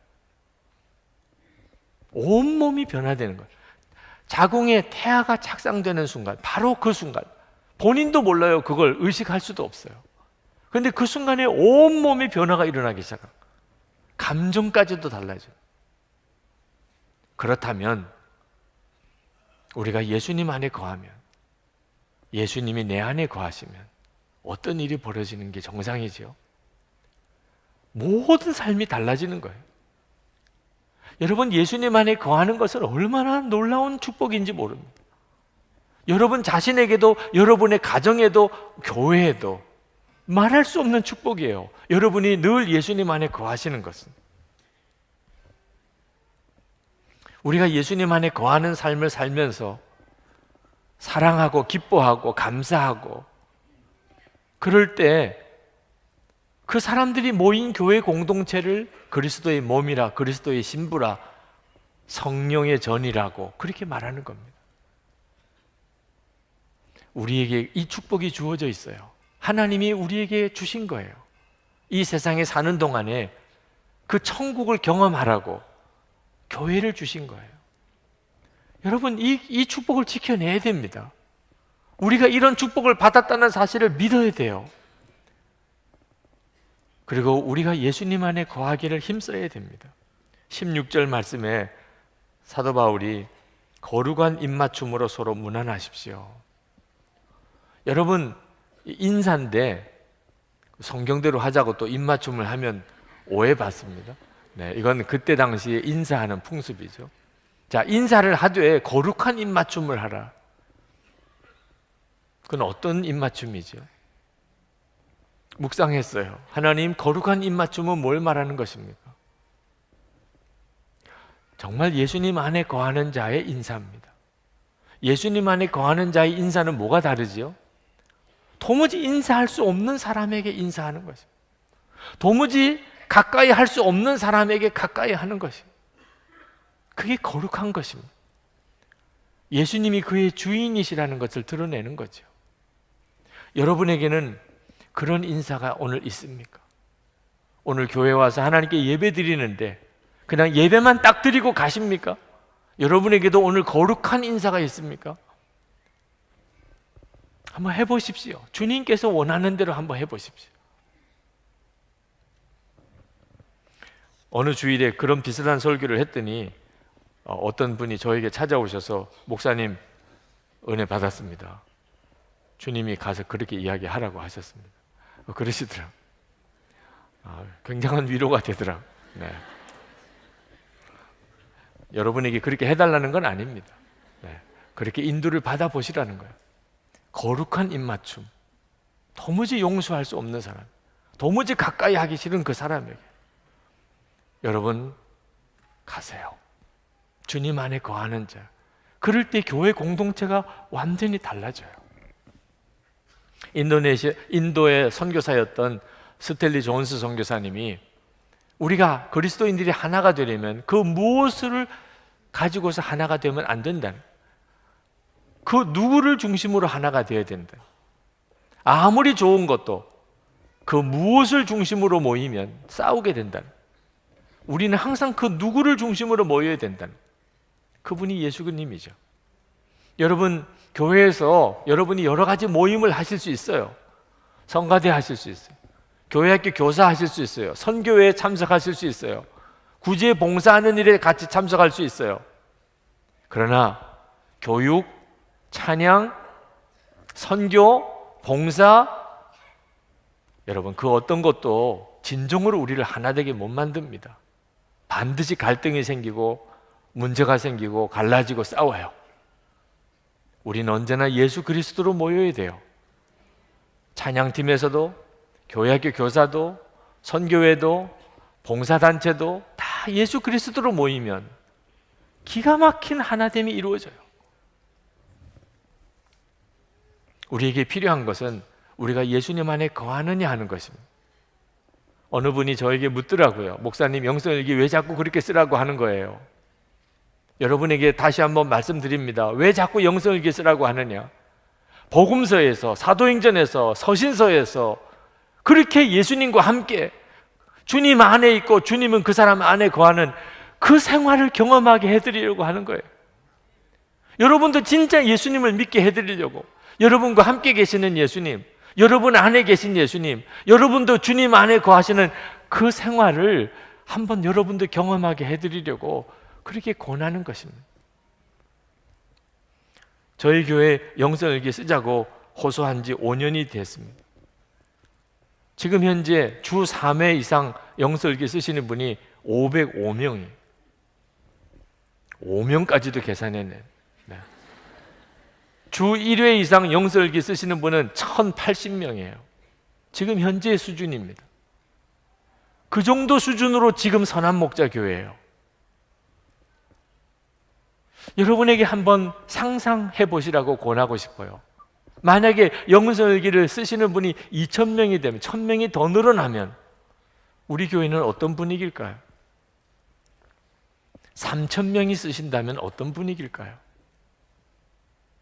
이건 정말 황홀한 일이에요. 황홀. 우리가 각자가 주님 안에 거하기를 시작하면, 그러면 교회 공동체는 상상할 수 없는 은혜가 있어요. 우리 교회 5년 동안 이제 한 1000명 정도가 영성일기를 쓰신다. 많이 쓰는 건가 적게 쓰는 건가, 어떤 때는 교우들의 반응이 조금 느리다고 생각할 때도 있었어요. 근데 얼마 전에 고 하용조 목사님께서 목회자 모임에서 강의하셨던 걸 녹음으로 제가 들은 적이 있습니다. 거기에 이렇게 그가 말씀하셨어요. 우리 온누리 교회에서 주일 예배 때 교인들이 손을 들고 찬양하게 하기까지 7년이 걸렸습니다. 온누리교 교인들이 주일에 손 들고 찬양하게 7년 걸렸다. 큐티를 하게 하는 일은 또 얼마나 오래 걸렸는지 모릅니다. 1:1 양육은 포기하려고 했어요. 너무 힘들어서, 안 따라오니까. 남자 성도들을 구역장으로 세우는 거 너무 힘들었어요. 내가 잘못 생각하고 있는 거 아닌가 고민했을 정도예요. 어떤 사람은 남자 구역장 시키면 다른 교회 가겠다고 그랬어요. 그런데 1:1 양육의 벽이 뚫렸어요. 남자 리더십을 세우는 벽이 뚫렸어요. 큐티가 정착되었습니다. 그리고 오늘날 이 교회가 세워진 거예요. 저도 기대합니다. 그리고 정말 교회가 놀라워지고 있는 것을 보면서 앞으로 하나님은 얼마나 놀라운 일을 하실까? 그 교회의 영광을, 성경에서만 보았던 그 교회의 영광을 보고 싶은 거예요. 저는 우리 교회만 그렇게 할 수 있다고 말하고 싶지 않아요. 그런데 어느 한 교회라도 제대로 한번 해보고 싶어요. 이것은 여러분의 가정의 문제예요. 가정도 중요한 공동체예요.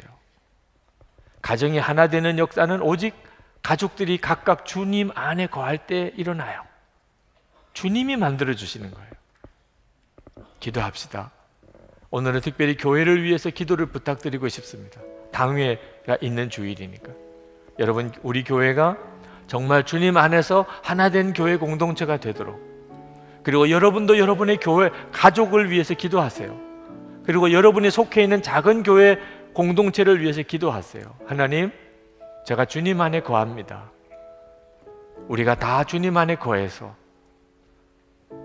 하나된 공동체가 이루어지게 해 주옵소서. 통성으로 기도하겠습니다. 자, 오늘 로마서 이제 마지막 설교가 되겠습니다. 로마서의 마지막 부분을 우리가 같이 읽었습니다.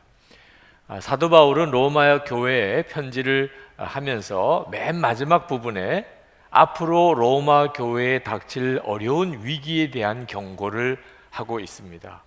그것은 교회 안에 아주 악한 분열이 일어나게 될 것이라, 교회를 의도적으로 분열시키는 그런 영적인 분열과 미혹이 일어나게 될 것이라는 것에 대한 경고입니다. 17절에 보면 여러분이 배운 교훈을 거슬러서 분열을 일으키며 올무를 놓는 사람들을 경계하고 멀리 하십시오. 도대체 교회에 이런 문제를 일으킬 사람이 누가 있습니까?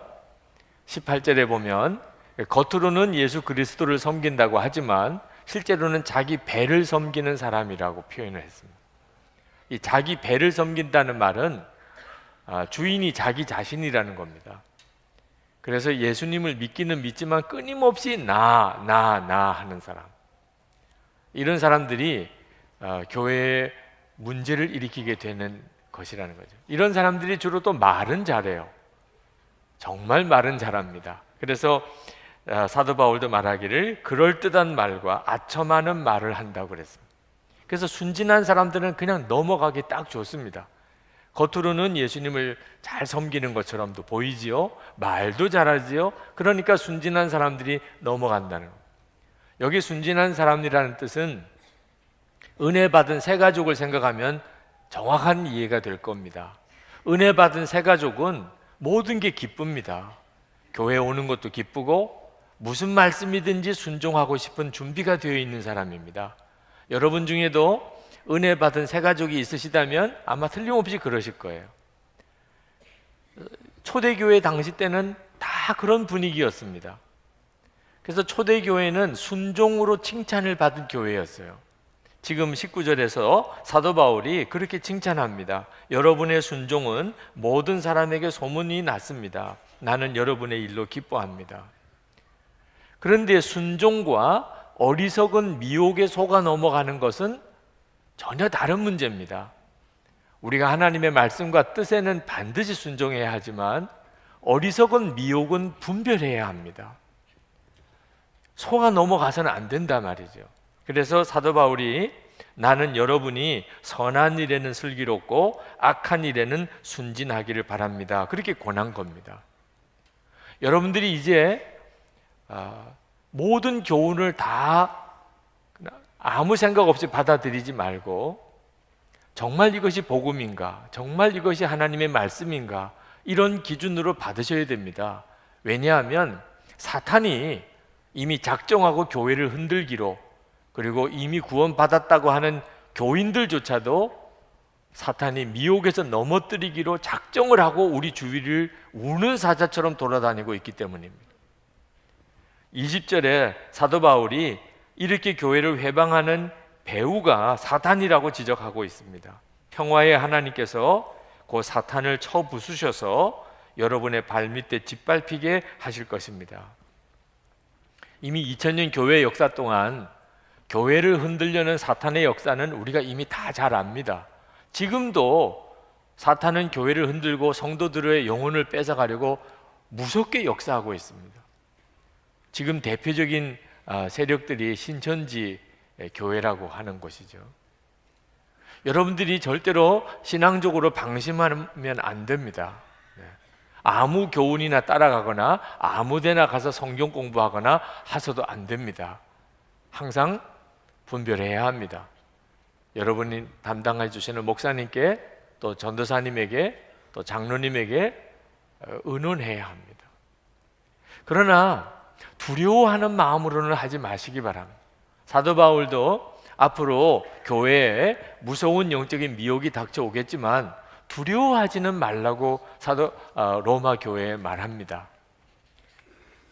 25절 말씀에 하나님께서는 내가 전하는 복음 곧 예수 그리스도에 관한 선포로 여러분을 능히 튼튼히 세워주십니다. 하나님은 마귀의 괴계에 속절없이 당하시는 분이 아니십니다. 하나님은 우리가 능히 마귀의 괴계를 이길 수 있도록 우리를 튼튼히 세워주시는 분이심을 믿으시기를 바랍니다. 이 말은 20절 말씀을 다시 반복하는 겁니다. 평화의 하나님께서 그 사탄을 쳐 부수셔서 여러분의 발 밑에 짓밟히게 하실 것입니다. 우리 주 예수의 은혜가 여러분과 함께 있기를 빕니다. 아멘입니다. 우리가 할 일은 정확한 복음을 알고 예수를 믿는 겁니다. 마귀의 역사가 있겠고 지금까지 있었고 지금도 있지만 우리가 얼마든지 이길 수 있습니다. 정확한 복음을 아는 것입니다. 그래서 사도 바울이 로마서를 쓴 겁니다. 사도 바울은 내가 전하는 복음, 곧 예수 그리스도에 관한 선포라고 25절에서 말씀했는데, 사도 바울이 내가 전하는 복음이라고 했던 이 구절을 주목하셔야 됩니다. 들은 복음이 아닙니다. 여러분들이 복음을 듣고 계시죠? 네. 그것도 중요한 일이에요. 그러나 아직까지 내가 복음을 듣는 입장에 있을 때는 정확한 복음을 알고 있다고 말할 수 없어요. 내가 정확한 복음을 알고 있는지 어떤지는 내가 전하는 복음이 될 때야 비로소 내가 정확한 복음을 알고 있구나 하고 확인하는 거예요. 내가 전하는 복음. 여러분도 이제는 복음을 내가 전하는 복음이라고 그렇게 말할 수 있게 되기를 축복합니다. 사도 바울이 전하는 복음은 어떤 복음이었습니까? 예수 그리스도이셨어요. 내가 전하는 복음 곧 예수 그리스도에 관한 선포라. 복음은요, 예수 그리스도세요. 복음을 교리로 이해하면 안 됩니다. 교리는 절대로 우리를 지켜주지 못해요. 여러분, 예수 믿으면 죄 안 짓게 되는 줄 아십니까? 성경에 분명히 그렇게 말씀했습니다.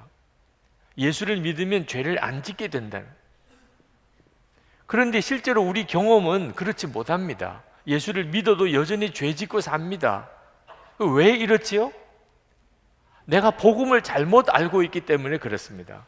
복음을 교리로 알고 있으면 우리는 죄 안 짓고 살 수 없습니다. 복음은 예수 그리스도세요.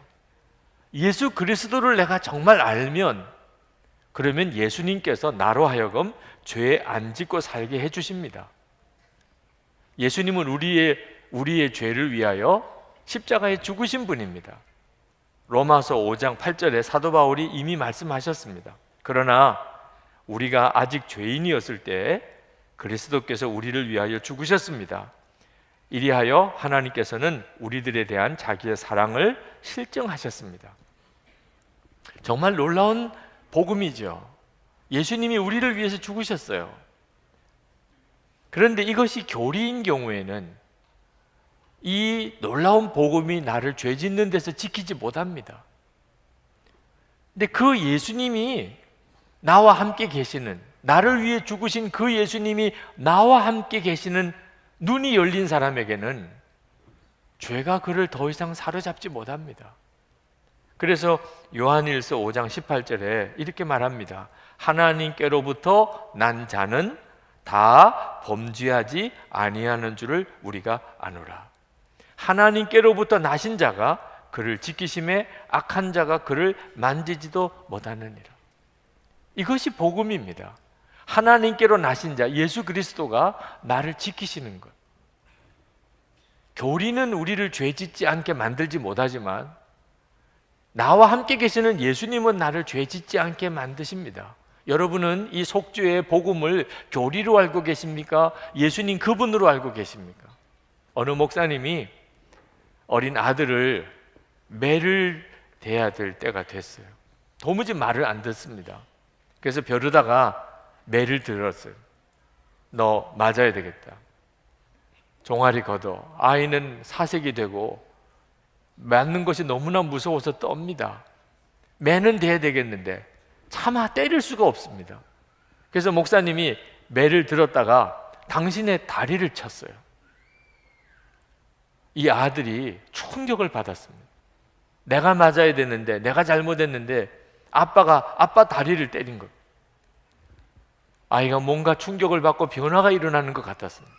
감동하고 회개하고 잘못했다고 진심으로 고백하는 것 같았습니다. 며칠 뒤에 아이가 또 잘못했습니다. 엄마가 그 아이를 데리고 방에 들어갔습니다. 아주 혼을 내려고 작정을 한 것 같았습니다. 근데 아이가 큰 소리로 아빠를 부르는 겁니다. 그래서 목사님이 방문을 열고 들어가 보니까 엄마가 때리려고 회초리를 들고 있는 거예요. 그 아이가 아빠가 들어오는 걸 보고 아빠, 나 대신 맞아줘요. 가르쳐도 일관성 있게 가르쳐야 되잖아요. 그래서 목사님이 그날 아내로부터 생전 처음 맞아봤답니다. 여러분, 참 웃을 이야기이긴 하지만 그게 그대로 우리 모습입니다. 우리는 예수님 때문에 우리의 죄가 사함받았고, 내가 죄를 지었는데 예수님이 십자가에 죽으셨다고 그렇게 믿고 감동하고 그리고 은혜를 받았습니다. 죄는 내가 지었는데 예수님이 십자가에 죽으셨습니다. 그런데 어느 순간부터 그게 나에겐 더 이상 감동이 안 됩니다. 또 나는 죄를 짓습니다. 그 죄값은 예수님이 지셨습니다. 이제는 그게 그냥 나에게 익숙해졌습니다. 분명한 복음을 알고 있는 겁니다. 그러나 그 복음이 나를 죄 짓지 않게 만들지 못합니다. 여러분, 이렇게 예수를 믿는 분들이 많습니다. 예수님 때 내 죄가 사함 받았다고 그렇게 믿으면서도 여전히 죄의 종로로 사는 거죠. 사도 바울이 전한 복음은 그저 우리가 속죄 받았다, 용서 받았다는 복음이 아닙니다. 그 예수님과 우리가 연합하여 하나가 되었다는 것, 십자가에서. 로마서 6장 4절 말씀에 이렇게 말씀합니다. 그러므로 우리는 세례를 통하여 그의 죽으심과 연합함으로써 그와 함께 묻혔던 것입니다. 그것은 그리스도께서 아버지의 영광으로 말미암아 죽은 사람들 가운데서 살아나신 것과 같이 우리도 또한 새 생명 안에서 살아가기 위함입니다. 오늘 네 분이 세례를 받았습니다. 그 세례를 받았다는 의미는 예수님과 하나가 되었다는 겁니다. 하나가 되었다는 의미는 예수님이 십자가에 죽으실 때 그도 죽었다는 겁니다. 그리고 예수님이 부활하심으로 그가 부활의 생명으로 다시 살게 되었다는 것을 말하는 것이 세례입니다. 우리가 세례를 받았다면 우리는 예수님과 함께 연합하여 십자가에서 같이 죽었고 예수님과 함께 부활의 삶을 살고 있는 겁니다.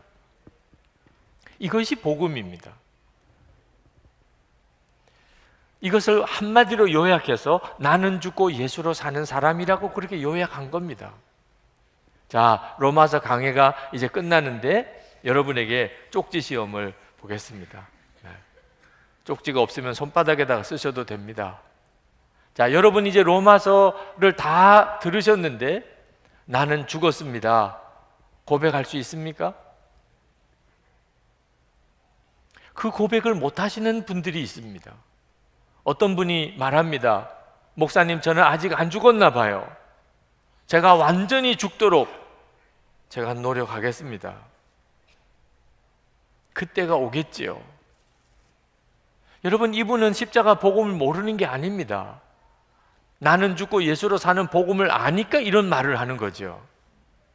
그런데 이분이 아는 십자가의 복음은 그분의 복음은 아닙니다. 예수를 믿으면 그는 예수님과 함께 죽고 예수님으로 산다고 말은 들었습니다.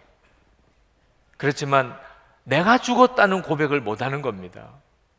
여러분이 아무개의 아들이고 딸입니까? 이렇게 누가 물으면 여러분 뭐라고 대답합니까? 만약에 여러분이 아버지의 아들과 딸답게 살지 못했다고 그래서 잘 모르겠습니다, 저는 아닌가 봅니다, 이렇게 대답할 분은 없을 거예요.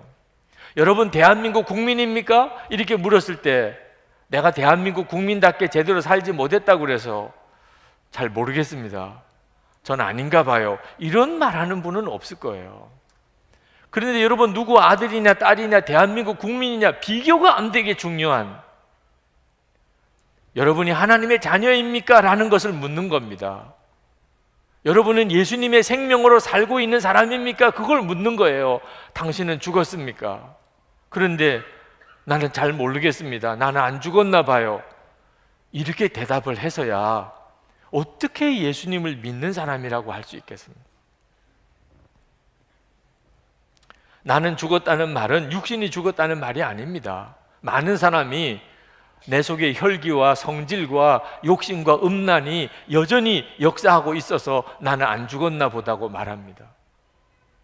여러분, 육신이 죽으면 이 자리에 오지도 못합니다. 무덤 속에 들어가야죠.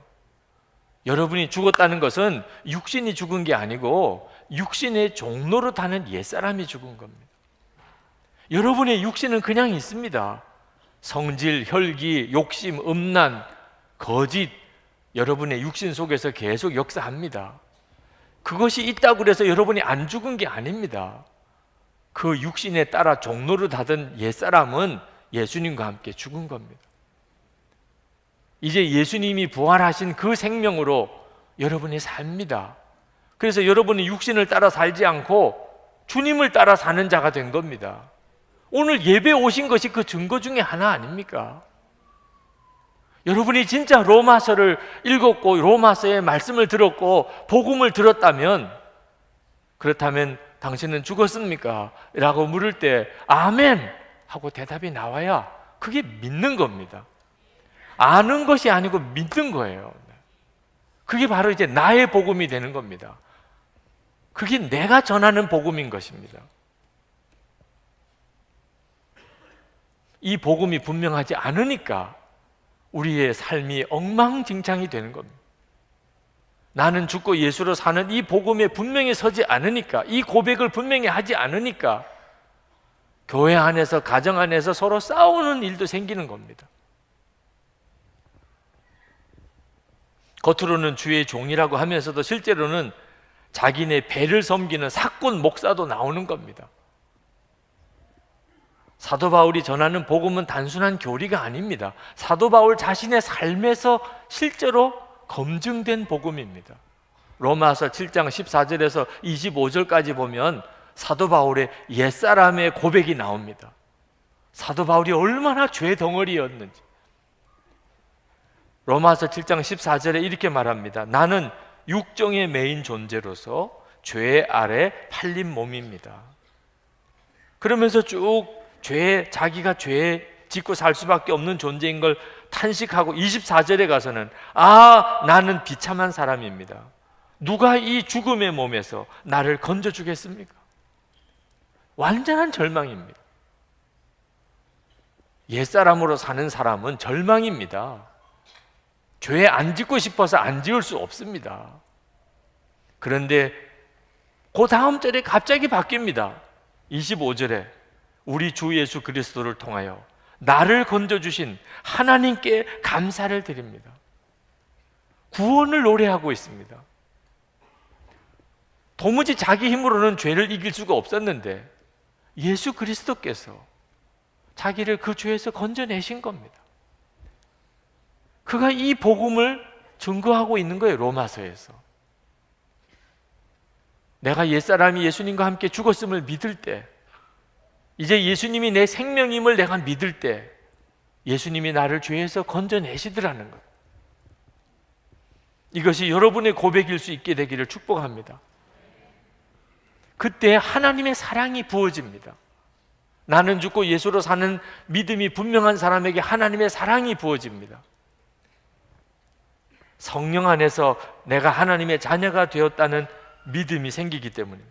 로마서 8장 15절에 너희는 다시 무서워하는 종의 영을 받지 아니하고 양자의 영을 받았으므로 우리가 아빠 아버지라고 부르짖느니라. 여러분이 예수님을 진짜 믿게 되면 여러분이 하나님이 나의 좋으신 아빠가 되셨다고 하는 믿음이 생깁니다. 이것이 양자가 되었다는 뜻입니다. J.I. 패커는 하나님을 아는 지식이라는 책에서 하나님의 은혜를 정확히 이해하려면 양자가 된 것이 무엇인지, 입양을 받은 자의 심정을 알아야 한다. 그건 정확한 이야기입니다. 여러분, 입양을 받은 심정을 아십니까? 리 스트루베리 쓴 하나님의 은혜라는 책에 보면 스테판이라는 여인에 대한 이야기가 나옵니다. 그 여인은 한국 사람이었습니다. 미군 군인과 한국 여인이 관계를 해서 혼혈아를 낳았습니다. 그때 당시는 튀기라고 말하면서 온갖 멸시와 차별을 받은 아이죠. 아버지 미군은 누군지도 모르고 떠났습니다. 이 혼혈아를 낳은 그 엄마는 그 아이를 감당할 수가 없었어요. 결국은 4살 때 이 아이를 버립니다. 보자기에다가 먹을 것을 좀 싸주고는 기차역에 태웠습니다. 도착역에 내리면 삼촌이 기다리고 있을 거라고 그랬어요. 도착역에 내려보니까 아무도 없어요. 그렇게 버림을 받은 겁니다. 4살 때. 영무원이나 주변에 있는 사람들이나 튀기라고 욕을 하면서 얼마나 구박을 하고 결국은 들판에 나갔습니다. 4살 된 아이가 들판에 나가서 거기서 짐승처럼 살았습니다. 살아낸 게 기적이죠. 들쥐를 잡아먹으면서. 7살 때 대전에 그 불황 아들 속에 들어가서 거기서 지내면서 강간을 당하고 폭행을 당하고 끔찍한 경험을 했습니다. 콜레라로 죽어가는 처지에서 다행히 발견되어서 고아원에 들어갔는데 9살입니다. 온몸은 상처투성이고 그리고 덕지덕지 상처가 붙어있고 바짝 마른 영양실조에 성격은 너무나 거친 아이.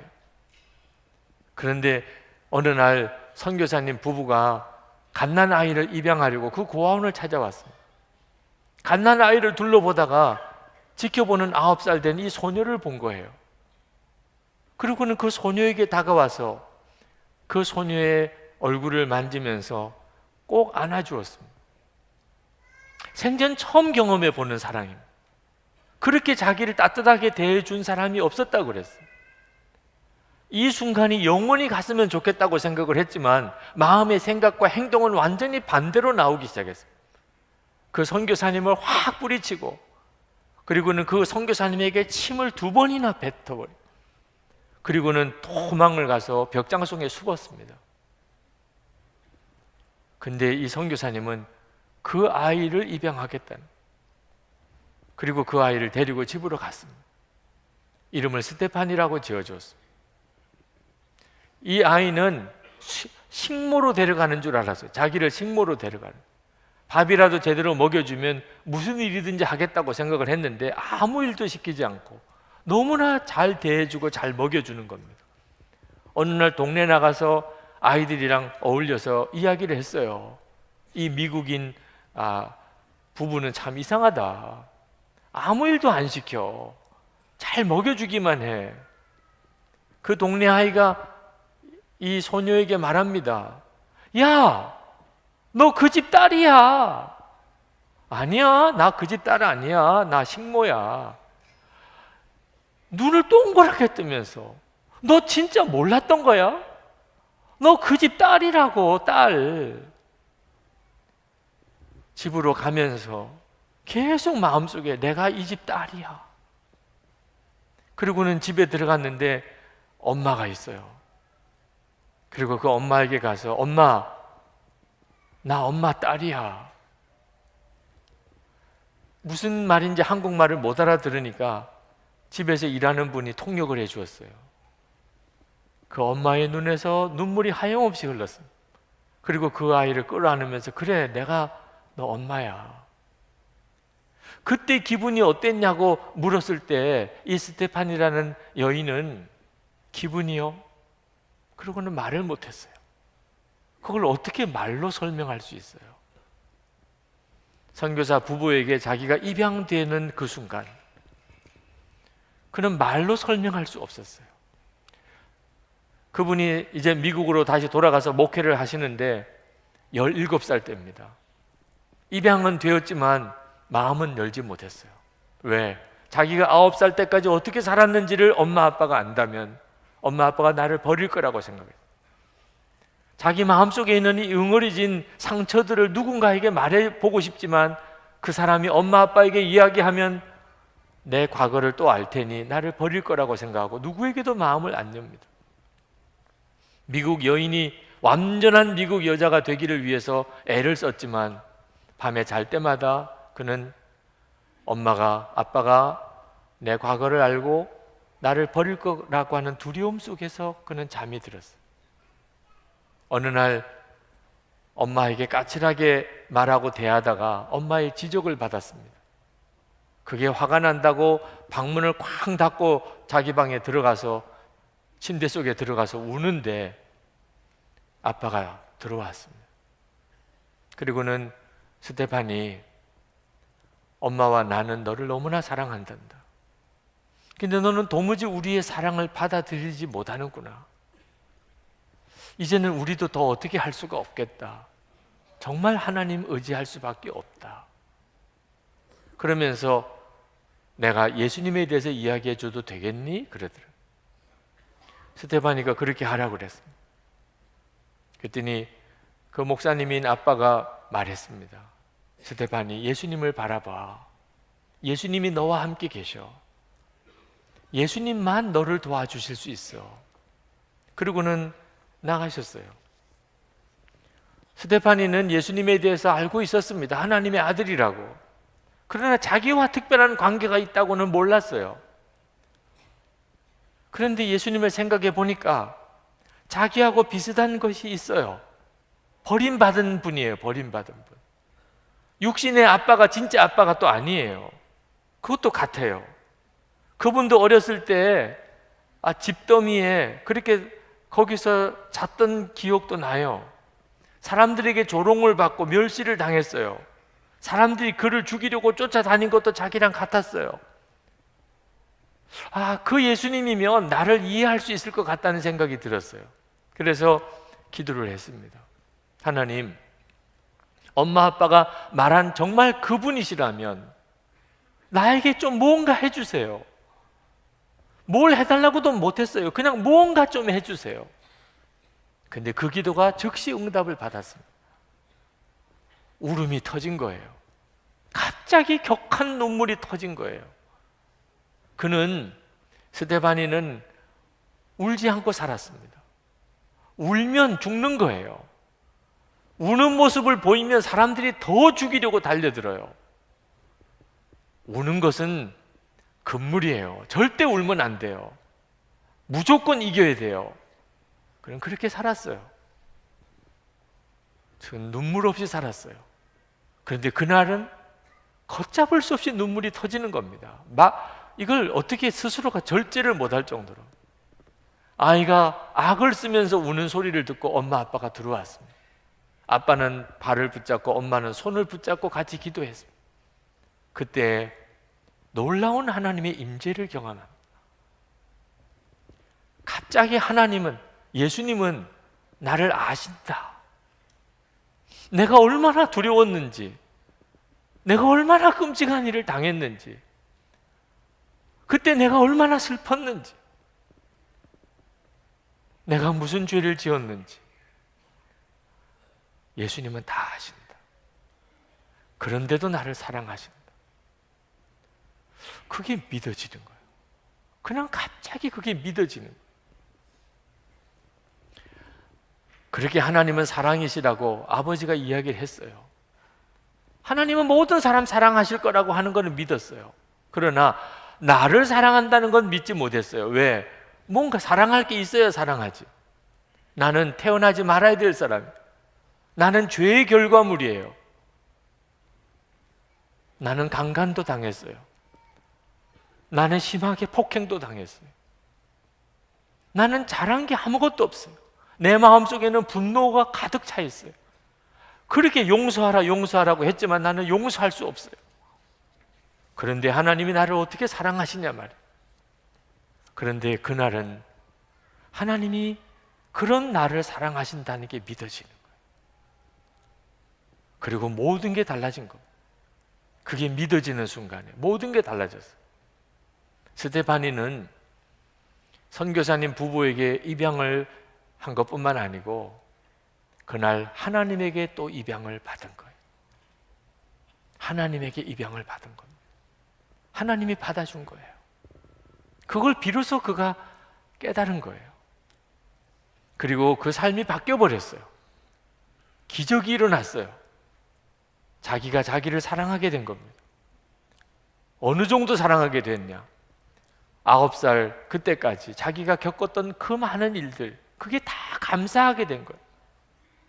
세상에 그게 어떻게 감사가 돼요? 솔직히 고백하건대 제 삶에 없었더라면 더 좋았을 뻔한 사건은 하나도 없습니다. 왜냐고요? 제 삶의 모든 일이 저를 예수님께 인도했기 때문입니다. 그는 그 고백을 할 수 있게 되면서부터 다른 사람을 도울 수 있게 됐어요. 상처받은 수많은 여인들을 상담해주는 사역을 합니다.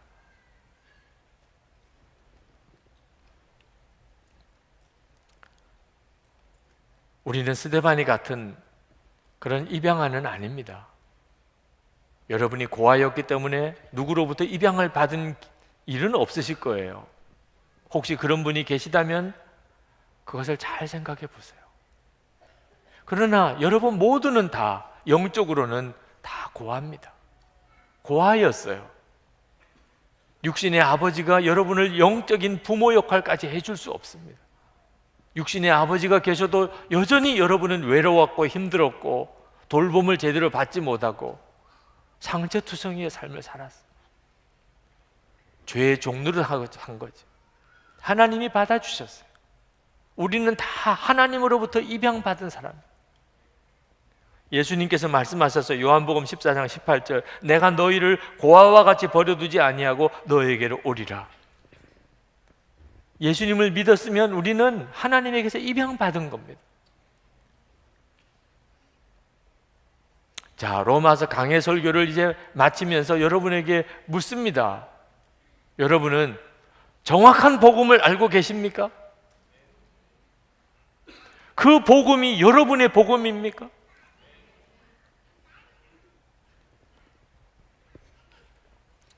우리는 복음이 정말 사람을 변화시키는지에 대해서 의심을 하고 있는 시대에 살고 있습니다. 예수 믿는 사람은 그렇게 많은데 진짜 변화된 사람은 누가 있느냐, 이렇게 말하는 시대에 우리는 살고 있습니다. 그게 우리 자신의 이야기일 수도 있습니다. 그러나 그것은 복음에 문제가 있기 때문입니까? 정확한 복음을 알고 믿고 있지 않기 때문이지요. 그러므로 우리는 내가 지금 정확한 복음을 믿고 있는지를 계속 점검해야 됩니다. 인천공항에서 일본을 향하여 이륙한 비행기의 조종사가 항로를 보니까 항로에서 조금 벗어났어요. 조금 벗어났어요. 이 조종사가 아유, 이렇게 조금 벗어난 거야 뭐 무슨 큰일이겠어? 그리고 계속 조종을 해가면 어느 순간에 일본 상공에 있는 게 아니고 필리핀 상공에 가 있게 되는 겁니다. 여러분이 정확한 복음으로 살고 있지 않다는 것에 대해서 절대로 간단히 생각하면 안 됩니다. 완전히 다른 삶을 살게 돼요. 나는 정확한 복음으로 살고 있는가? 우리는 잘해보자고 싸울 때가 있습니다. 가정에서도 교회에서도. 여러분, 잘해보자는 건 좋은 것 같은데 싸운다면 벌써 복음이 아닙니다. 나는 죽고 예수로 사는 그 사람이, 하나님에게 입양된 이 엄청난 사랑을 받고 사는 사람이 어떻게 그럴 수가 있어요? 하나님의 은혜가 감격이 되어서 잘 사는 것은 좋은 거죠. 그러나 잘 살아보자고 싸우고, 잘 살아보자고 서로 판단하고, 잘해보자고 서로 비난하고, 그럼 벌써 난 복음에서 어딘가 벗어나 있는 겁니다. 다시 복음으로 돌아와야 돼요. 항상 이렇게 해야 됩니다. 정확한 복음이 무엇인지 알고 그것이 내가 전하는 복음이 되었는지, 그때 우리는 놀라운 경험을 하게 돼요. 복음은 우리의 삶을 바꿉니다. 교회 공동체를 천국의 공동체로 만듭니다. 로마서 마지막 절 25절 26절, 그는 오랜 세월 동안 여기 그는 예수 그리스도입니다. 그는 오랜 세월 동안 감추어 두었던 비밀을 계시해 주셨습니다. 그 비밀이 지금은 예언자들의 글로 환히 공개되고 영원하신 하나님의 명을 따라 모든 이방인들에게 알려져서 그들이 믿고 순종하게 되었습니다. 여러분, 주 예수님을 진짜 믿으면 이제는 더 이상 염려 걱정하고 살 이유가 없습니다. 예수님이 나와 함께 계시니까. 더 이상 싸우고 갈라질 이유가 없습니다. 모든 사람을 사랑하고만 살 뿐입니다. 하나님을 사랑하고 모든 사람을 사랑하고 사는 겁니다. 그리고 그 삶 속에 우리 주님의 열매가 풍성하게 맺어집니다. 이것이 우리에게 주어진 복음입니다. 로마서 강해를 들으신 여러분들의 삶이 나는 죽고 예수로 살며 하나님의 말할 수 없는 아버지의 사랑 가운데 살며 그것을 나의 복음이라고 담대하게 전할 수 있는 성도들이 되시기를 축원합니다. 우리 기도합시다. 여러분, 주님, 제가 복음으로 이제부터 살기를 원합니다. 나는 죽고 예수로 사는 그 복음으로, 하나님의 말할 수 없는 아버지의 사랑으로 그렇게 제가 살기를 원합니다. 주 예수님, 저를 그렇게 인도해 주옵소서. 저를 그렇게 이끌어 주옵소서. 통성으로 기도하겠습니다.